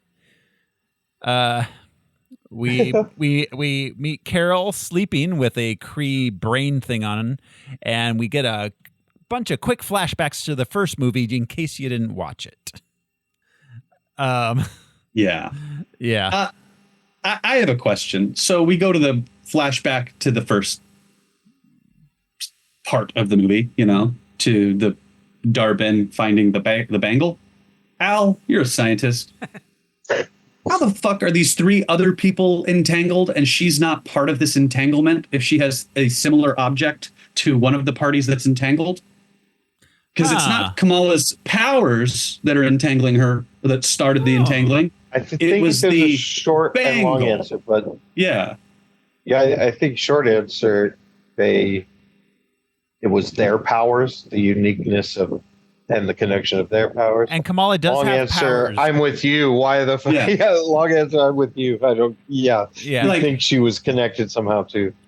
Ultimately, it would have been a more interesting, I think, movie had the villain been in this shuffle of people fucking. That really would have been showing up. That's a good point. Instead of the two random Kree soldiers appearing in their house, if it was her just using the universal weapon. And showing up with the hammer on Earth, being like, oh shit, we need to go back. Like that would have been really, really interesting if she was also getting flipped back and forth with them. I think that there's a piece of that in this movie originally. I don't know. There may have been, because it's not explained well enough at all. It is. I mean, Kamala does have her own powers outside of the bangle, but so they switched the first time. Kamala is wearing the bangle, and the other two are touching different jump points. They're touching. They reach out and touch the energy from the jump point. I think at this point, because we see later that Dar-Ben has taken off the bangle. That's right. She didn't have the bangle on at the moment it happened. She took it off, and the scientist guy was studying it on the planet there. Huh, okay. That's right. All right. Yeah. That makes sense in universe logic. Okay. I'll buy that for $1. Yeah, I assumed that the entanglement happened the moment that she opened the little portal thing with it. No, it was when they all touched at that same moment, and Kamala was wearing the bangle. Okay. That's why Al's the scientist. That's why I asked. I had to ask. Thank you, Al. Pseudoscientist. It's Marvel. Yeah, it's the best kind as far as for our purposes anyways. Currently it all is now. Yeah. Nothing's real. The points don't matter. Yeah. Math is racist. Yeah, math is racist. Bias is optional. Yeah, math is woke. And I just wish I was dead some days. Anyways, then Carol Danvers. Bart, if there's one thing you'll learn in this life, it's that life is nothing but one crushing defeat after another until you just wish Flanders was dead. Yeah, so she wakes up. She gets a call from Nick Fury. There is a surge in the jump point system, and he wants her to go investigate it. It's emanated from the planet where the thing was, and so she goes there. Meanwhile, Monica Rambeau, Captain Monica Rambeau, is investigating, is working at the Saber space station where Nick is. He sends her to go investigate the jump point near there, which is still open and leaking energy. She sends herself. Okay, that's right. She sends herself. He's like, what are you doing?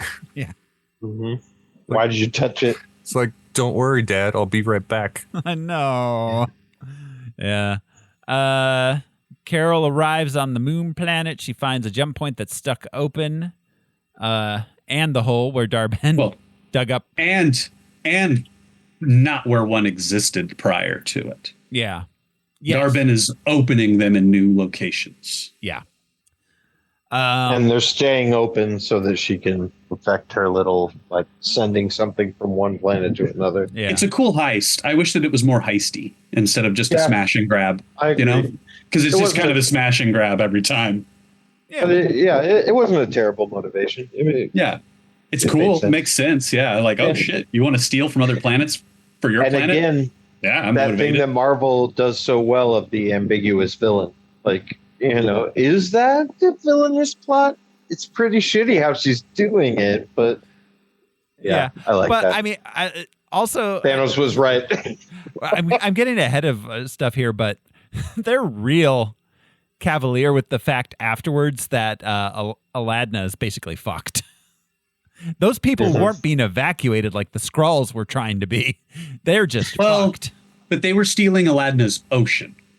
Mm-hmm. I can't believe that.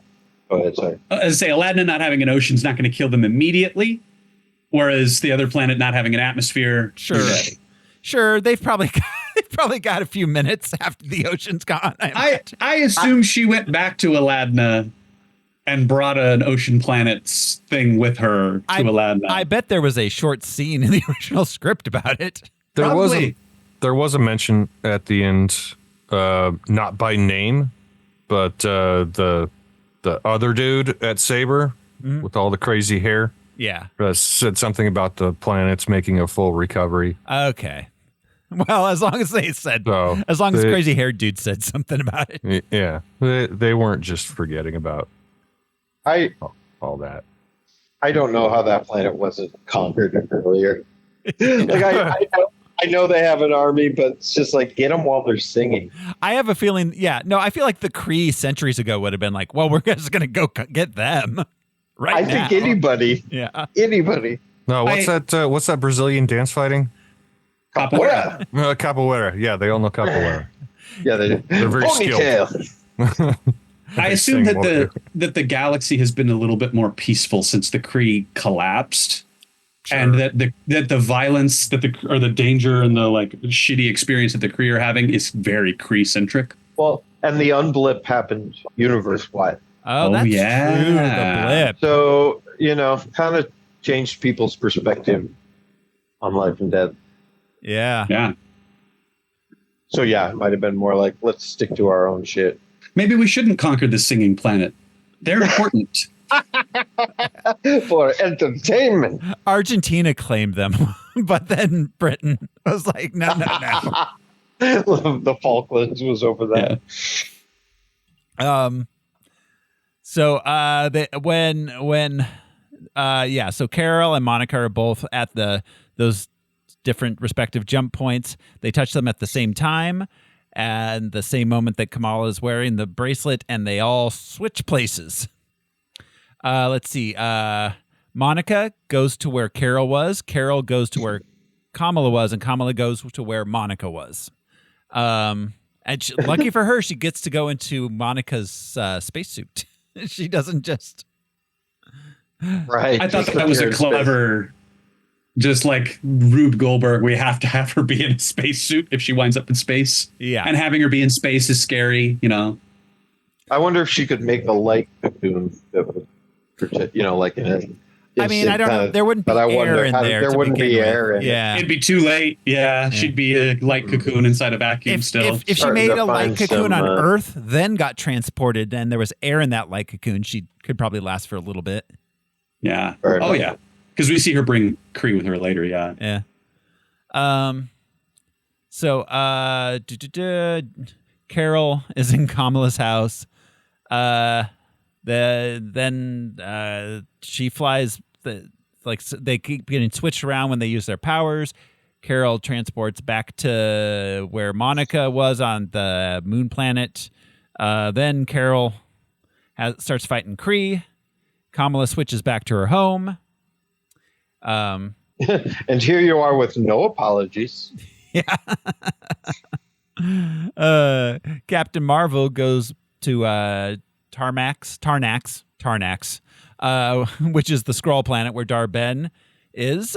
She's negotiating with the Skrulls who live there. She wants their air, and in return, she won't kill them. Will let them live on Hala. Right. No, she said relocate them. She wasn't real specific, but she's like, I'll help relocate you. That was her. What makes her the bad guy? That was her very Allied Forces point of view. Right. What makes her the bad guy is she's specifically targeting places that mean something to Carol Danvers. Yes. That is out. the villainous portion of this. And and it's just the most petty shit because there's no reason for it in the movie. Yeah, there has to be uninhabited planets with those conditions. There has to. Yeah. Well, like the only reason is I watched you kill the Kree Supreme Intelligence, right. and it's just revenge for my people. Which led to that's compelling. Which led to 30 years of civil war, which you weren't directly responsible for per se. Right. Right, and then obviously it wasn't just civil war. There was pollution and, a disregard for that. Yeah, she didn't say destroying the AI caused the pollution or the sun to go out. That was the civil war. Right. It's like, are we going to take a little responsibility for this, Kree? Yeah. No one made you civil war. No one drained your oceans, homie. So they... they're doing the switch around. We get some action fighting stuff. And then it ends with the Kree that ended up going with them as they switched around, all getting killed. Goose ends up with Kamala on Earth. God, know where Goose is at all times. Love it. Because Goose swallowed the two Kree. That's right. That's how they ended up on Earth. That's right. That's how they got there. Spit Yeah. them back out. That's right. Yeah. Right. That's because she was holding Goose. Chekhov's Flurkin there. Comes with, yeah. So the Flurkin gets transported, but not the spacesuit. Yes. Oh, interesting. I didn't even think about the spacesuit not making it that time. Mm-hmm. It's not organic, maybe. But their clothes get transported. We have light. The spacesuit is clothes. They were naked like Huey in the book. They're organic materials. It's cotton. It's not a blend. It's just it's cotton poly blend. It's still really there's no. But only the cotton goes and the poly doesn't. I mean, once it's blended, it's fine. Yeah, we haven't gotten better than cotton. Intergalactic space travel. So cotton catches on fire quite easily. It doesn't only transport carbon. One. All you fashionistas. Only the carbon molecules switch places. That just wouldn't work. That's not good for anything. No. Unless this movie would be done. Yeah. It'd be a really grotesque, scary thing to watch. Immediately, yeah. I think there's some questionable science in here. Just goop. It would just be puddles of goop floating in zero G. Like in Fury's Galaxy weeping. Quest, Yeah. they Yes. teleported that pig and comes back inside out. Like, Oh, well, God. this was just our understanding of how it worked. That was a good episode. So, My favorite.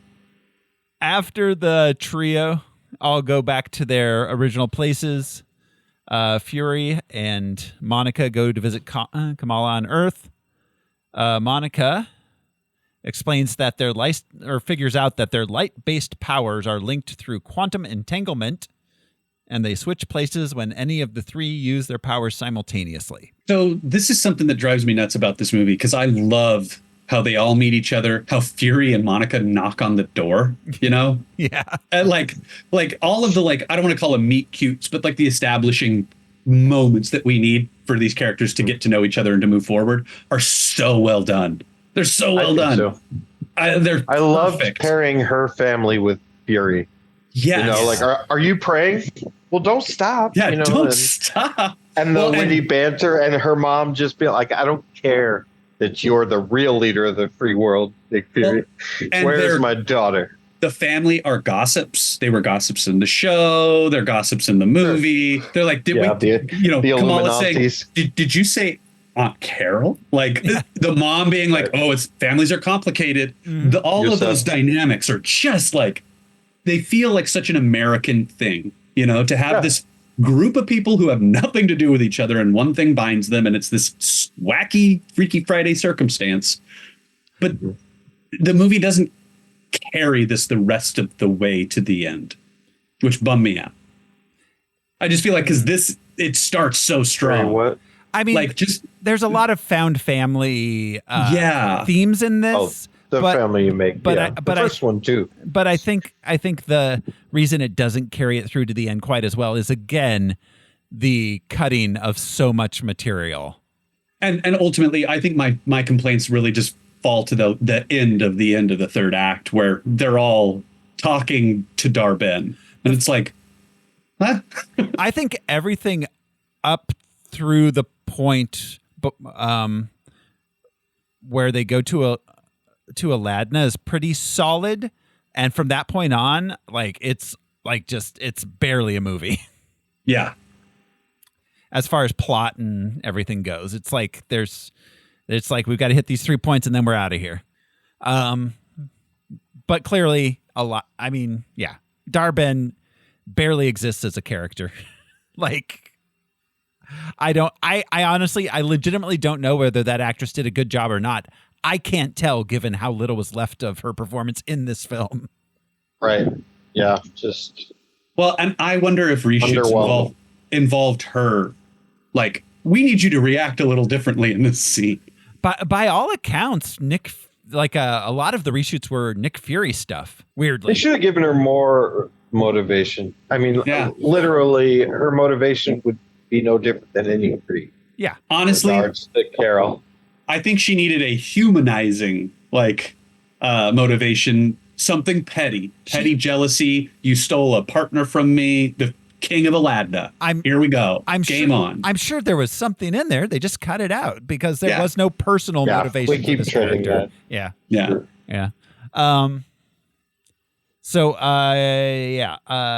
Then Kamala uses her powers and switches with Carol in the sky.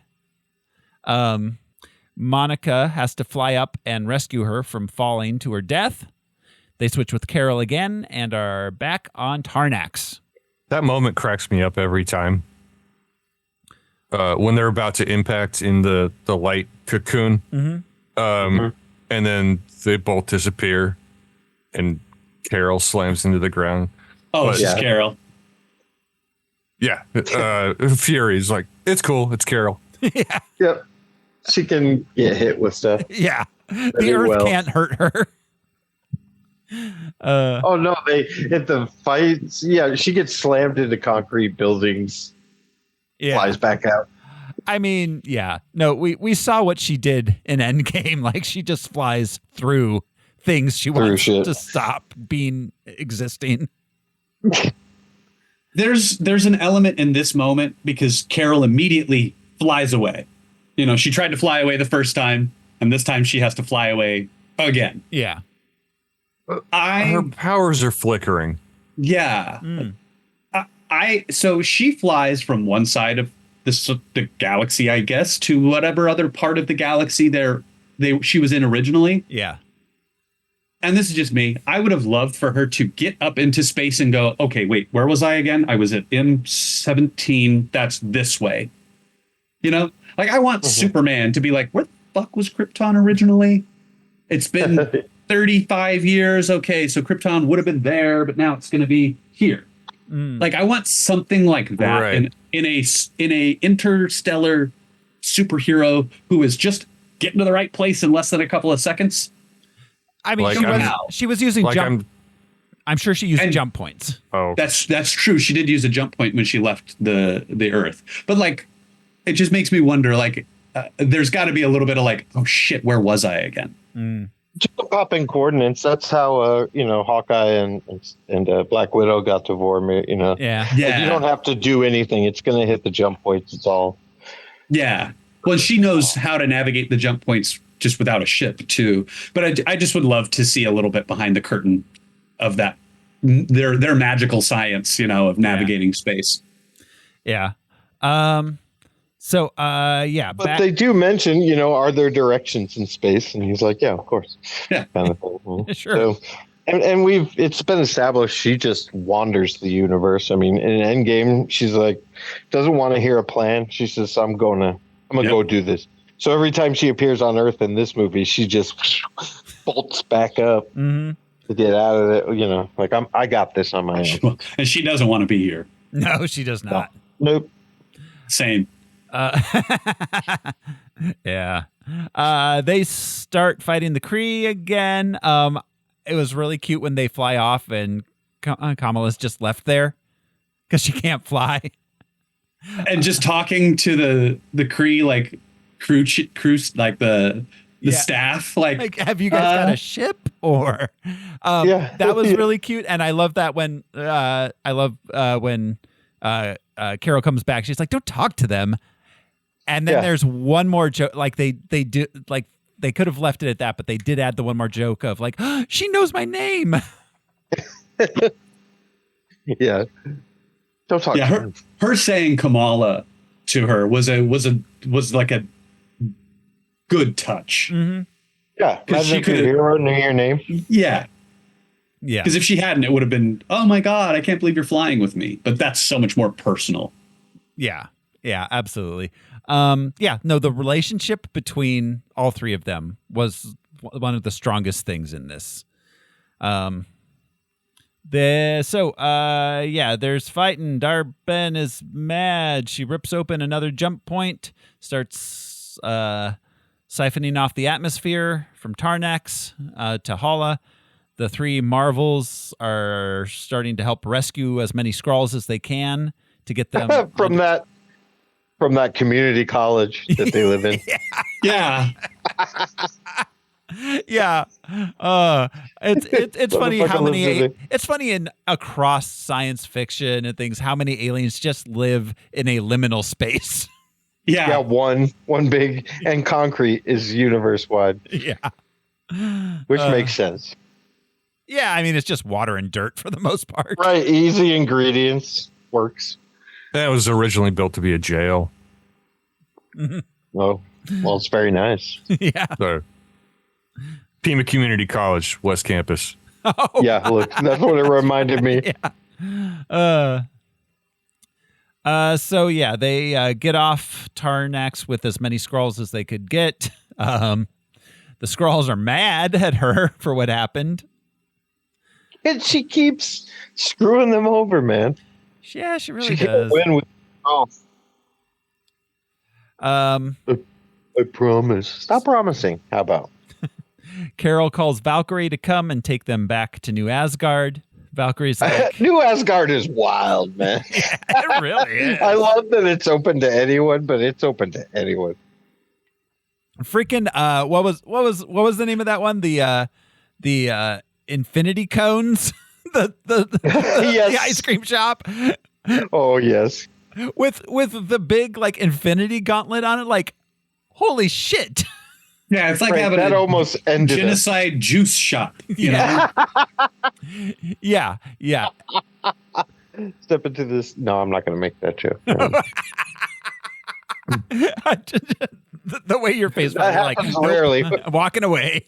When I catch myself.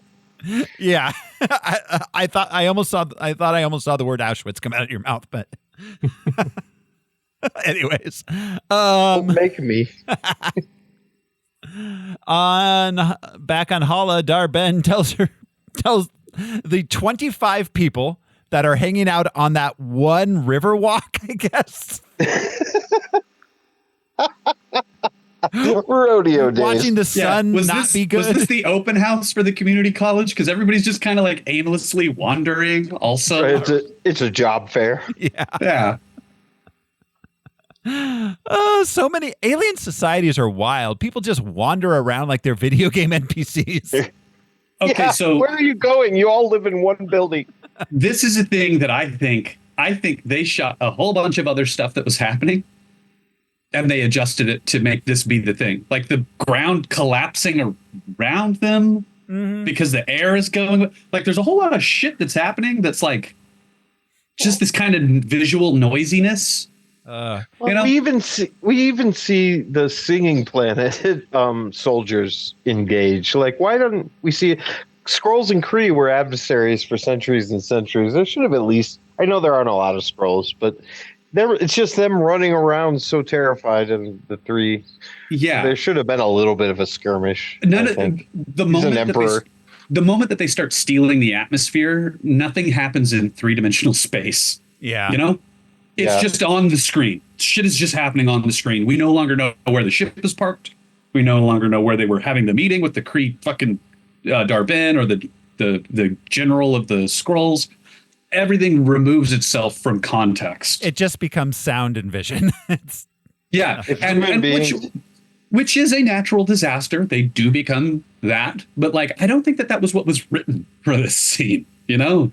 Because that's not how movies work. You write a movie and you go like, character's going to run across the screen here and they're going to do this thing and in space. Yeah, there are gaps. But this is like a scene where it's like, oh my God, there was probably more context to what the fuck is happening. Yeah. That they just filled with rocks falling on this community college. Well, not just that, but back on Hala. Like they're literally just standing. They're just standing there. Around, just hanging out. Like it's like, I'm just going to watch the sun be not good. Is the sun back on yet? Right. No. That's how they got in this That's what I'm saying. They're standing on some random river walk. It's overlooking like the empty ocean. They're like, honestly, the stormtroopers in The Force Awakens just standing on that planet waiting for something to happen.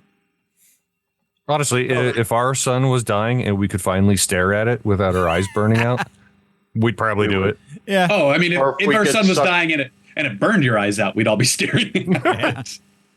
No, people would be selling the sun's dying glasses down at Speedway. We discover Carol Danvers destroyed the Supreme Intelligence, and that led to civil war on Hala, rendering the planet barren. After the Skrulls leave her ship, Carol explains to Kamala and Monica that Dar-Ben's rupturing of jump points is causing instability in the network and endangering the entire universe. So, is it going to tear the universe apart? It seems like that's where they're going, or it's going to or open up another universe to an incursion, I guess. something bad. It's not good. It's definitely not good. I feel like down. Weren't the stakes already pretty fucking high when Dar-Ben was stealing the atmosphere and the water and the stars from planets? Did we really have to escalate it to a universe-wide catastrophe? It can always be worse. Yeah. But does it have to be for our story's sake? I mean, like, because there are three characters. I don't know. It was a weird choice to be like, and also it's going to tear the universe asunder. I think I think this provides the motivation for like Kamala's family and Nick Fury to be like, yes, we have to take care of this, instead of, well, it doesn't affect Earth, just come back home. Right. If it was one planet, it's like, oh, that's a bummer. Yeah. Who would care? I mean, they didn't care about Aladna. Yeah. Like, those people were singers, but they weren't like on key, The scroll homeworld. Yeah. Yeah. So like, because, there's currently a number of genocides taking place in Africa that we don't care about because none of those people have nukes. Yeah. Whereas in Ukraine and Israel, anywho, they now we get the intergalactic planetary scene, which is, I think, the high point of this movie. Yeah, for sure. Yeah. They figure out Darben's targeting planets meaningful to Danvers. They practice their stuff. It's a montage. It was fun. It was a lot of fun. Jump rope. Yeah, and the switching double Dutch. Yep. They are double Dutch jump roping with superpowers. Mm-hmm. And switching around back and forth. Yeah. And there was the thing where where they're about to switch, Carol jumps up so that Monica falls on the ground right as it happens. Playing pranks on each other. Yeah. Nina Costa knew what she was doing with these characters. I really think that every time the three of them are on screen together, she was firing on all cylinders. Yeah, it shines. It shines when it's the three of them doing stuff together. Yeah. So they reach Aladna, where they discover that Carol married the prince as a political arrangement, and everyone communicates by singing. They warn the Prince Jan, that Darben's going to come, and so they get ready to fight Darben. They all get new clothes. He knows who Darben is. Like, personally, they have a relationship with each other. Yeah, that's not something I caught the time we watched it. Yeah, but, they know each other. Yeah, they had a history. Yeah. And Carol married him for political reasons that are not explained any further. Besides, she's our princess now. Deal with it. Well, and also, so it was described prior to it coming out as being a love triangle with Carol and Darben. So I imagine the third person in the triangle would have been this prince. I think the third person in the triangle is Carol.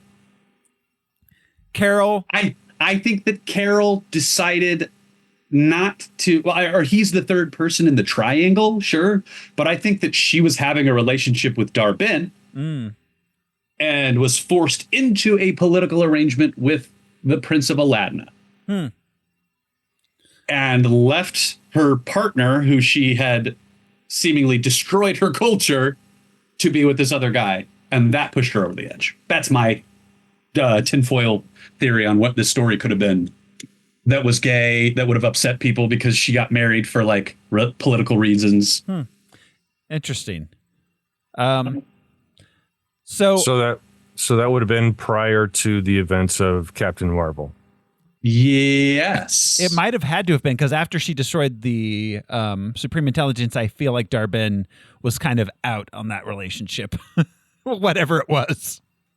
And after Captain Marvel, the movie in the 80s, she would have flown almost immediately back to stop the Supreme Intelligence, because she told Dude from that movie, I'm going to stop this. Mm-hmm. So if there was any kind of relationship, it would have taken place before she ended up on Earth and realized that she was half human. We get a de-aged Darben, which is funny because she looks great. She's young. Yeah, but we get a de-aged 30. Darben, which makes me wonder, did they have a relationship prior to the events of the Captain Marvel movie while she was in training with Jude Law? Right. And then comes back to destroy the Supreme Intelligence and says, hey, I'm back, but I'm leaving. I'm going to kill your planet, kind of thing. And Darben's typical. Yeah, like all of my relationships end like this. Is it me? Am I the problem? No. I always fall for fascists who want to destroy the supreme intelligence. She has the universal weapon, so is she an accuser like Ronan was? Well, she became the head of Hala, right? After Ronan, Supremer. Yeah. after Ronan fell, that was her title. She took Ronan's role, I think. Okay, that makes sense. Yeah, that's what I was wondering is how Ronan fit into all this, but he was just part of. He's the one that came out on top in the Kree Civil War, I imagine, at that time. Yeah, yeah, or one of the fragments. Yeah, splinter groups. Yeah. He was off doing his own thing anyways. I don't think he was paying a whole lot of attention to what was going on Hala. There's enough Kree background for it be easy enough to establish, like, oh, Dar-Benn left the political establishment on Hala to join Ronan in his quest to, regain Kree supremacy and to kill Carol Danvers, because he was supposed to go back and get Carol. So there's like stuff that they could have like easily weaved into this, to make her have a history with Carol. I very much like to read that first script and see what it was. Same. I'm so curious, man. I want to know so bad. But anyways, Dar-Benn arrives at Aladna. Big fight scene. Big. It takes a while. I like that the prince was bilingual. Yeah, he could speak. He could speak without singing. Mm-hmm. They managed to do something really cool. Marvel always does this: the origins of a fucking piece of cloth. But for once, the origins of a piece of cloth is important because Kamala. I keep saying Kamala because you say Kamala. Kamala. Kamala gets her stretchy thinking scarf that she uses in the comics. She has like a magically empowered garment. That's right. And they give it to her on Aladna. Monica has the underarm wings. I wish she had at least put her arms up, but just like Photon did, especially in Secret Wars. They did a really even good job. just for a bit before tearing them off. Yeah, just like what? Yeah, totally. Yeah, just raise the arms, show them off, and then tear them off because they're unnecessary. Yeah, they're superfluous. Yeah, they're in control. Everything. But at least show us before you make the joke, Yeah. Big fight. This is where Dar-Benn figures out that Kamala has the other quantum band. She's trying to get it, and in order to stop her from getting it, the Kamala activates a jump point, and they fly off to, I think it's where Russell Crowe was touching the wheat in Gladiator. I think it's that planet. The wheat Spain. planet? Spain, you mean? Yeah. On the wheat planet, Carol tells them she feels guilty for destroying Hala. Her and Monica make peace about Carol having left all those years ago, and now they're fine. And let's not think about what happened down Aladna after we left. Yeah. Monica's like, I don't feel so bad about my childhood now that I know you're a war criminal. Genocided a planet. Jesus. I have a continuity question. When there's the flashback to Murray saying the cancer came back and all that, Carol calls it the blip. Was it called the blip before they came back? That was what everybody had been calling it, was the blip. Even that before. was their in-universe term because it's. No, I know, but I thought it came. Did they call it the blip before they came back? Yeah, right. Because that's sort of what a blip is. Something's there, it goes away, it comes back. There's a couple of instances prior to it that we hear people say, like, I didn't realize because they're using that minimizing language of grief. The like we I understand, but yeah, like that. I think that was why the blip was the term. Anyways, yeah. But no, I know why. Yeah. I'm just saying, like, it's like saying the First World War before the Second World War happened. No, like, they didn't. A blip is there's a blip on the screen. No, I get what you're saying. Disappearing and coming back. Right. Until they came back, it wasn't blipped. It was just gone. That's true. Snapped.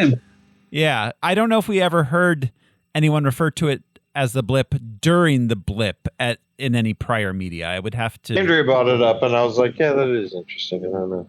Yeah, I think you might be right, though, that maybe nobody did refer to it as the blip until they came back. Right, because again, like Josh was saying, until it comes back, it hasn't blipped. It's just it just went away. Yeah, interesting, huh? What do they call it? The disappearance, the dusting, the snap. Yeah, or just the thing that happened. Snapped. Not everyone knew that it was a snap. They just saw half their friends disappear. Yeah. Yeah, but we're not following those people for exposition. We're following the heroes on Earth. But the blip came from the common people, not the heroes. Hmm. There were heroes. The term the blip, like I don't remember. I don't remember hearing it before the high school news in Spider-Man. Spider-Man. Did they ever refer to it as the blip in Endgame? I don't remember. I thought they did. Oh, they may have. I cannot remember. We're all getting on in years. Oh, they say before Thanos. That's what they say. And now I'm thinking about it. They didn't refer to it as anything when they were all talking about it because they were all talking around it. Mm. I'm sure every corner of the universe knew about Thanos. Yeah. Yeah, at that point, got wind. Yeah, at that point, he was kind of a guy you needed to know about. You think Taylor Swift's Eras tour was big? What about Thanos? Yeah. So they realize that she's going to go to Earth. They head back there. They arrive back at the space station with Fury as the thing with the Flurkins is happening. There was a scene earlier in the film that I kind of glossed over where they started finding the Flurkin eggs. But not knowing what they were. Yeah. They're just like weird organic pods all over the place. Yeah. Well, and Goose has been taking things for nesting the whole time. Every object he steals is a bedroom or cat resting area. Well, yeah. It was a real trouble with tribbles kind of, nod. Like they just open a cabinet. It's like, what? Yeah. Kamala's mom is the one who cues us in.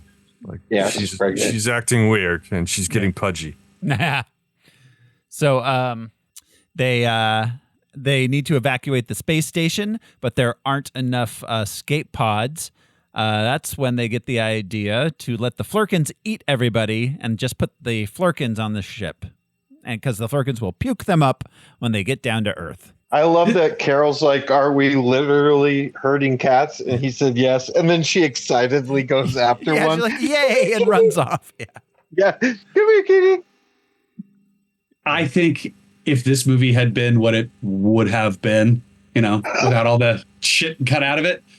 Yes. It ends with memories. We got fucking Barbara Streisand and shit. Like this movie is gay as hell. Yeah, but there were lots of cat buttholes in this one. Lots of This was the butthole cut. Yeah, Flurkin buttholes if you're nasty.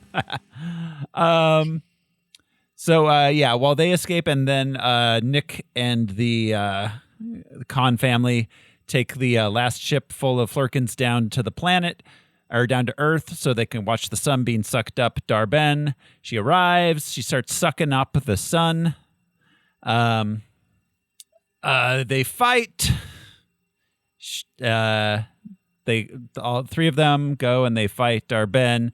They get the drop on her, and at first, it seems like she's going to agree to Carol when Carol's like, "I'm going to help Kala," and then she tricks them and she takes Kamala's that piece of falling debris got the drop on her. Mm-hmm.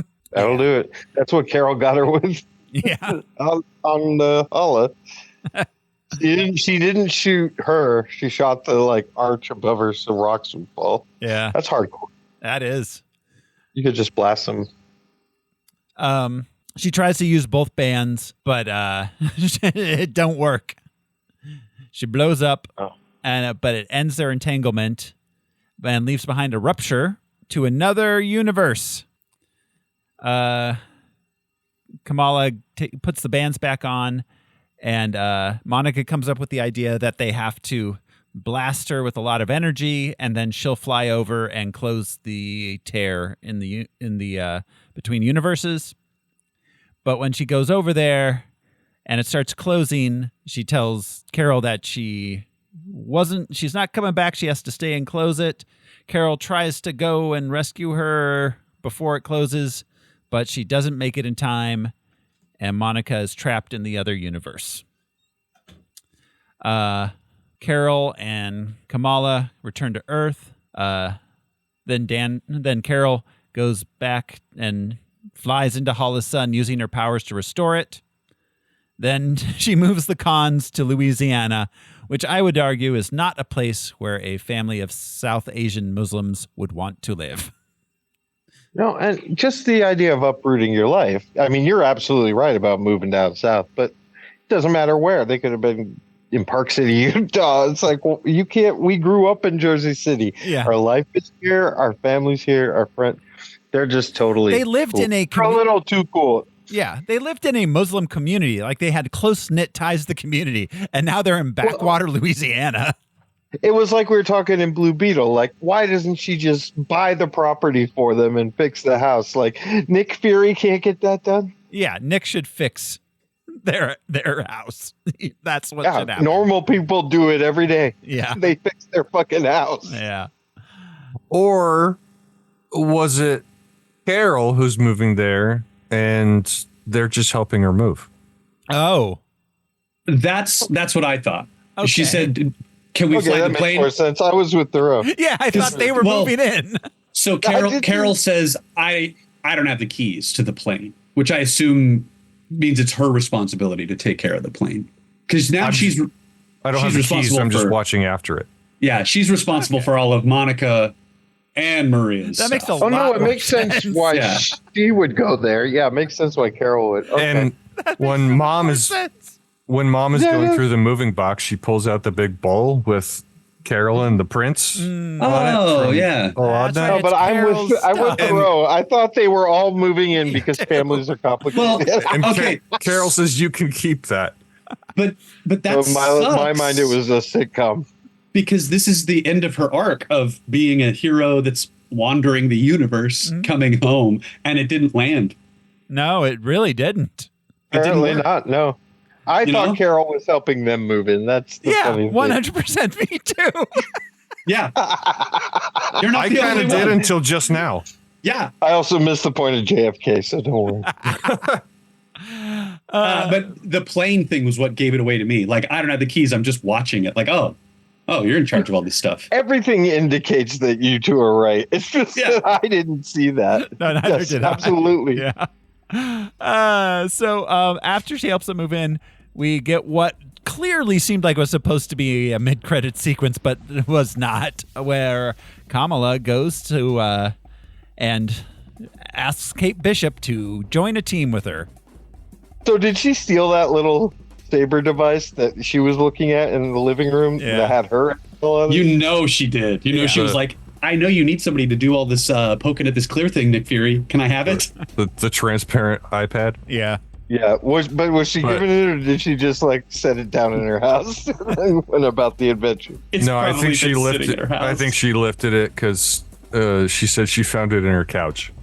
That's right. Well, and knowing Fury, he's just going to let her ride. Yeah, he knows about it. And he's After just the cool with fact, it. yeah. He's all about asking forgiveness, not permission. Absolutely. But it's funny, but it is funny that she would be like, he wouldn't send her out to do that Avengers Initiative shit, you know? Mm-mm. He did that personally. No, I did like, do you know Ant-Man has a daughter? Yeah. Yeah, Young Avengers, I'm ready. I don't care. I'm down. Let's do it. Credits roll in a mid-credit sequence. Monica wakes up in a parallel universe. She's greeted by Binary, who is an alternate version of her mom. It was like heartbreaking how hardcore Monica was freaking out over it. Like, that was rough. Yeah, and her mom just like stone face, like, I don't know you. I'm not your mom. I don't know you. Yeah. Ooh. That hurts. Yeah. Imagine if a clone of your mom walked in. She was past like 5, but walked in the door. Mom. That has to that has to pay off in a future movie. Because if that doesn't, that's going to suck so bad. Just be like, they're friends now. They're tight. Well, no, I mean Monica and Maria. Oh, like that's got to be a thing that they spend some time on, you know? Is she like a next? What were they called in Spider-Man and the animated one? Nexus beings? Not. Is that what it was? A Nexus being? Like there could be incursions between universes, but some people, there's a version of them in every universe. Yeah. Where not necessarily every character is. Yeah. Like there's a version of Loki in all kinds of universes. Right. There's a version of Doctor Strange in all kinds of Scarlet Witch, that kind of thing. Yeah. But yeah. And we also Beast, and we get Beast. We get 97. Yeah. Beast, which is so cool. Yeah, we do. He looks rad. And X-Men Blue. Mm-hmm. Yep. And he's like, what you did should be impossible. So I just hope it's Beast that ties. Well, it looks like it might be Deadpool, but it would not be surprising to see Beast in Deadpool. Yeah, no, it would not be. It would. Because we see Taylor Mane, Sabretooth, we see Pyro, we see Toad. Yeah. Those trailers have been exciting. Yes. Yeah, and this is the last MCU movie. Deadpool is the next MCU movie. Will be the next. Yeah, because Madam Web technically. Madam Web is not in the MCU. Technically speaking, it's part of the multiverse, I suppose. It's like somebody was trying to retain the copyright of Madam Web for some reason. For Deadpool some reason. Is the follow-up to this movie. Yep. What is? Deadpool. That's crazy. Oh. Yeah. Well, they brought an X-Men into it. So there you go. Yeah. So I mean, it has to touch this movie in some way. Not to say it has to, but like Marvel always carries the torch through the story, and this is a big gap between this Deadpool we've now and the seen following. two X-Men versions from the 97 cartoon. That's Professor X's and Doctor Strange, the yellow hover chair thing, and they play the music for Strange. Yeah. This is the longest gap between not counting the pandemic. This is the longest gap between Marvel movies since like 2014. Yeah. They're regrouping, and that's fine with me. I'm real excited for the new DCU. Like, we're comic book fans. There is nothing wrong with wiping the slate. No. There's nothing wrong with that. No. It doesn't bother us. It happens all the time. I don't mind the messiness of it because that is comic books. Well, and better to be messy than tepid and cowardice, Right. Infinite Earths, New 52, Rebirth. They do it all the time. Yeah. They do it all the time. That's just DC. Marvel now. Right. We would have had the white Nick Fury still. It would have been Hasselhoff or something. Oh, God. A more prescient question, I think. Who else would we put on the new Avengers team? We got Kamala. We've got Kate Bishop, Ant-Man's daughter. Stature. Will be Stature, yeah. Stature? That's Ant-Man's daughter. That's Ant-Man's daughter. But you got Warlock and Quicksilver. That's what I was going to say. Kids. Yeah, Wanda's New kids. Black Widow. Black Widow. And then she's going to be a Thunderbolt. She's a Thunderbolt, yeah. But she'll still be a young Avenger. I think she'll be the old man on the team. She's going to play for America. both teams? Oh, yeah. I mean, cut the tension with a knife. They introduced Hulk's kid, who Hulkling is not related to Hulk at all, but they did introduce a character like that, so he could be a young Avenger. Yeah. I always thought it was weird that Hulkling is called Hulk and has nothing to do with gamma radiation, has nothing to do anyway. Nah. They have enough. It's mostly female heavy, so in the 21st century, we're still dealing with that. Like, they can't all be chicks. The incels will be mad about that, so that's all. There you go. Well, and we have the potential for a young Loki and a young Kang as the Iron Lad. If they continue a Kang throughout an Iron Lad. We have Ironheart. Cool. Oh, that's true. From and Black Panther 2. That's right. She's and a young Black Panther. Yeah. That's right. Shuri could technically, pull it off. Although I think she's As Kate Bishop said, she's 23. I think Shuri is like pushing 30 at this point. Oh yeah. Well, Captain America's what, 150 years? Yeah. I think that's about it for the Marvels, unless we have any other final thoughts. I think I'm good. Yeah. I want to see a sequel to all 3 of their movies. Yeah. Hell yeah. I want these characters again. Oh, so much. We've got to do a couple things. First, we're gonna thumbs the ups or downs. I'm usually first, so thumb up for me. Thumb up from Josh. I'll give it a thumb up. Thumbs up. Up. We're going up all the way around. Yeah, I decided I was too harsh in the beginning of the thumbing. Like I had to be so objective, but these are mostly fun movies. Thumbs up. Yeah, absolutely. And now the interesting part, we got to rank this thing because it is part of our big superhero movie list. First Captain Marvel. The first Captain Marvel. Yeah, I can't see that. That's as big as I can get it, Josh. The first. Oh, I understand. Yeah. It happens to the best of us. Let's see. The first Captain Marvel, we've got at number. Yeah, but I'm seeing some above that. Let's see. That's just the timeline, Yeah. not the rank. Yeah. Oh, that's the time. At number 32.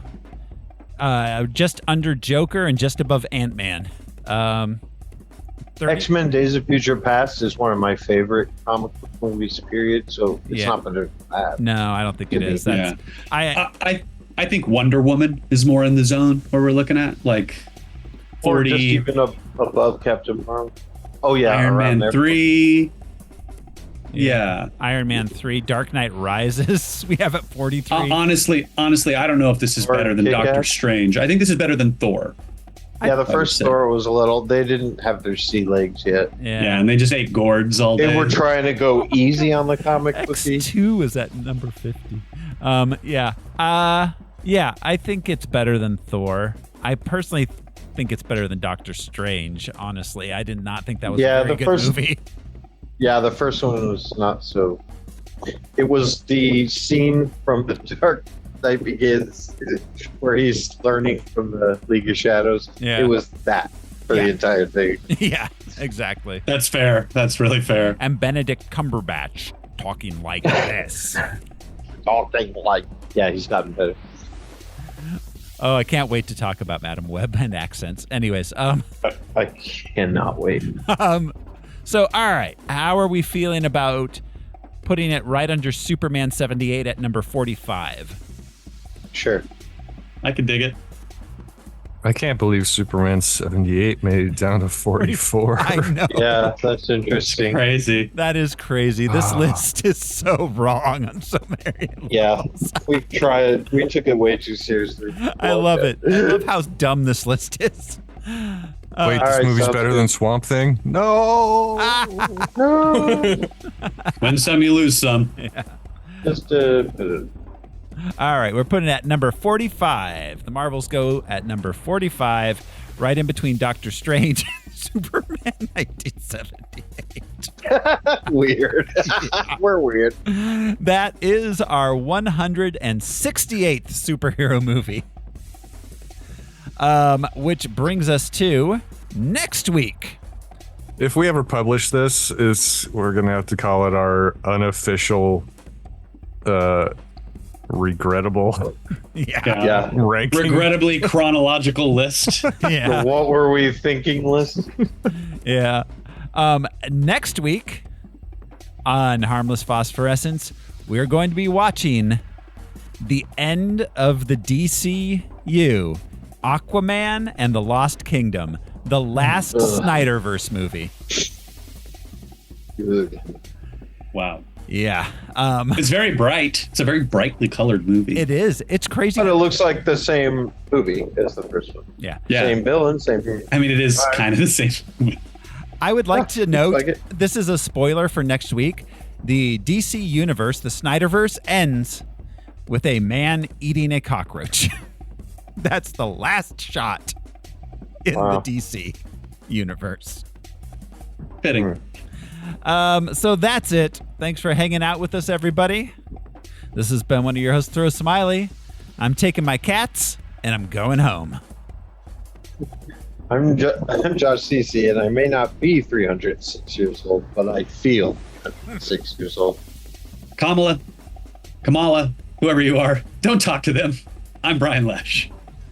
And I'm Alaric Weber, your favorite normal numbered eyed man of intrigue. It's true. He has a normal number of eyes. We're not going to tell you what that normal number is, but it's very normal. That's why we call him Eyeball. We'll see you next time, everyone. Bye. Bye, guys.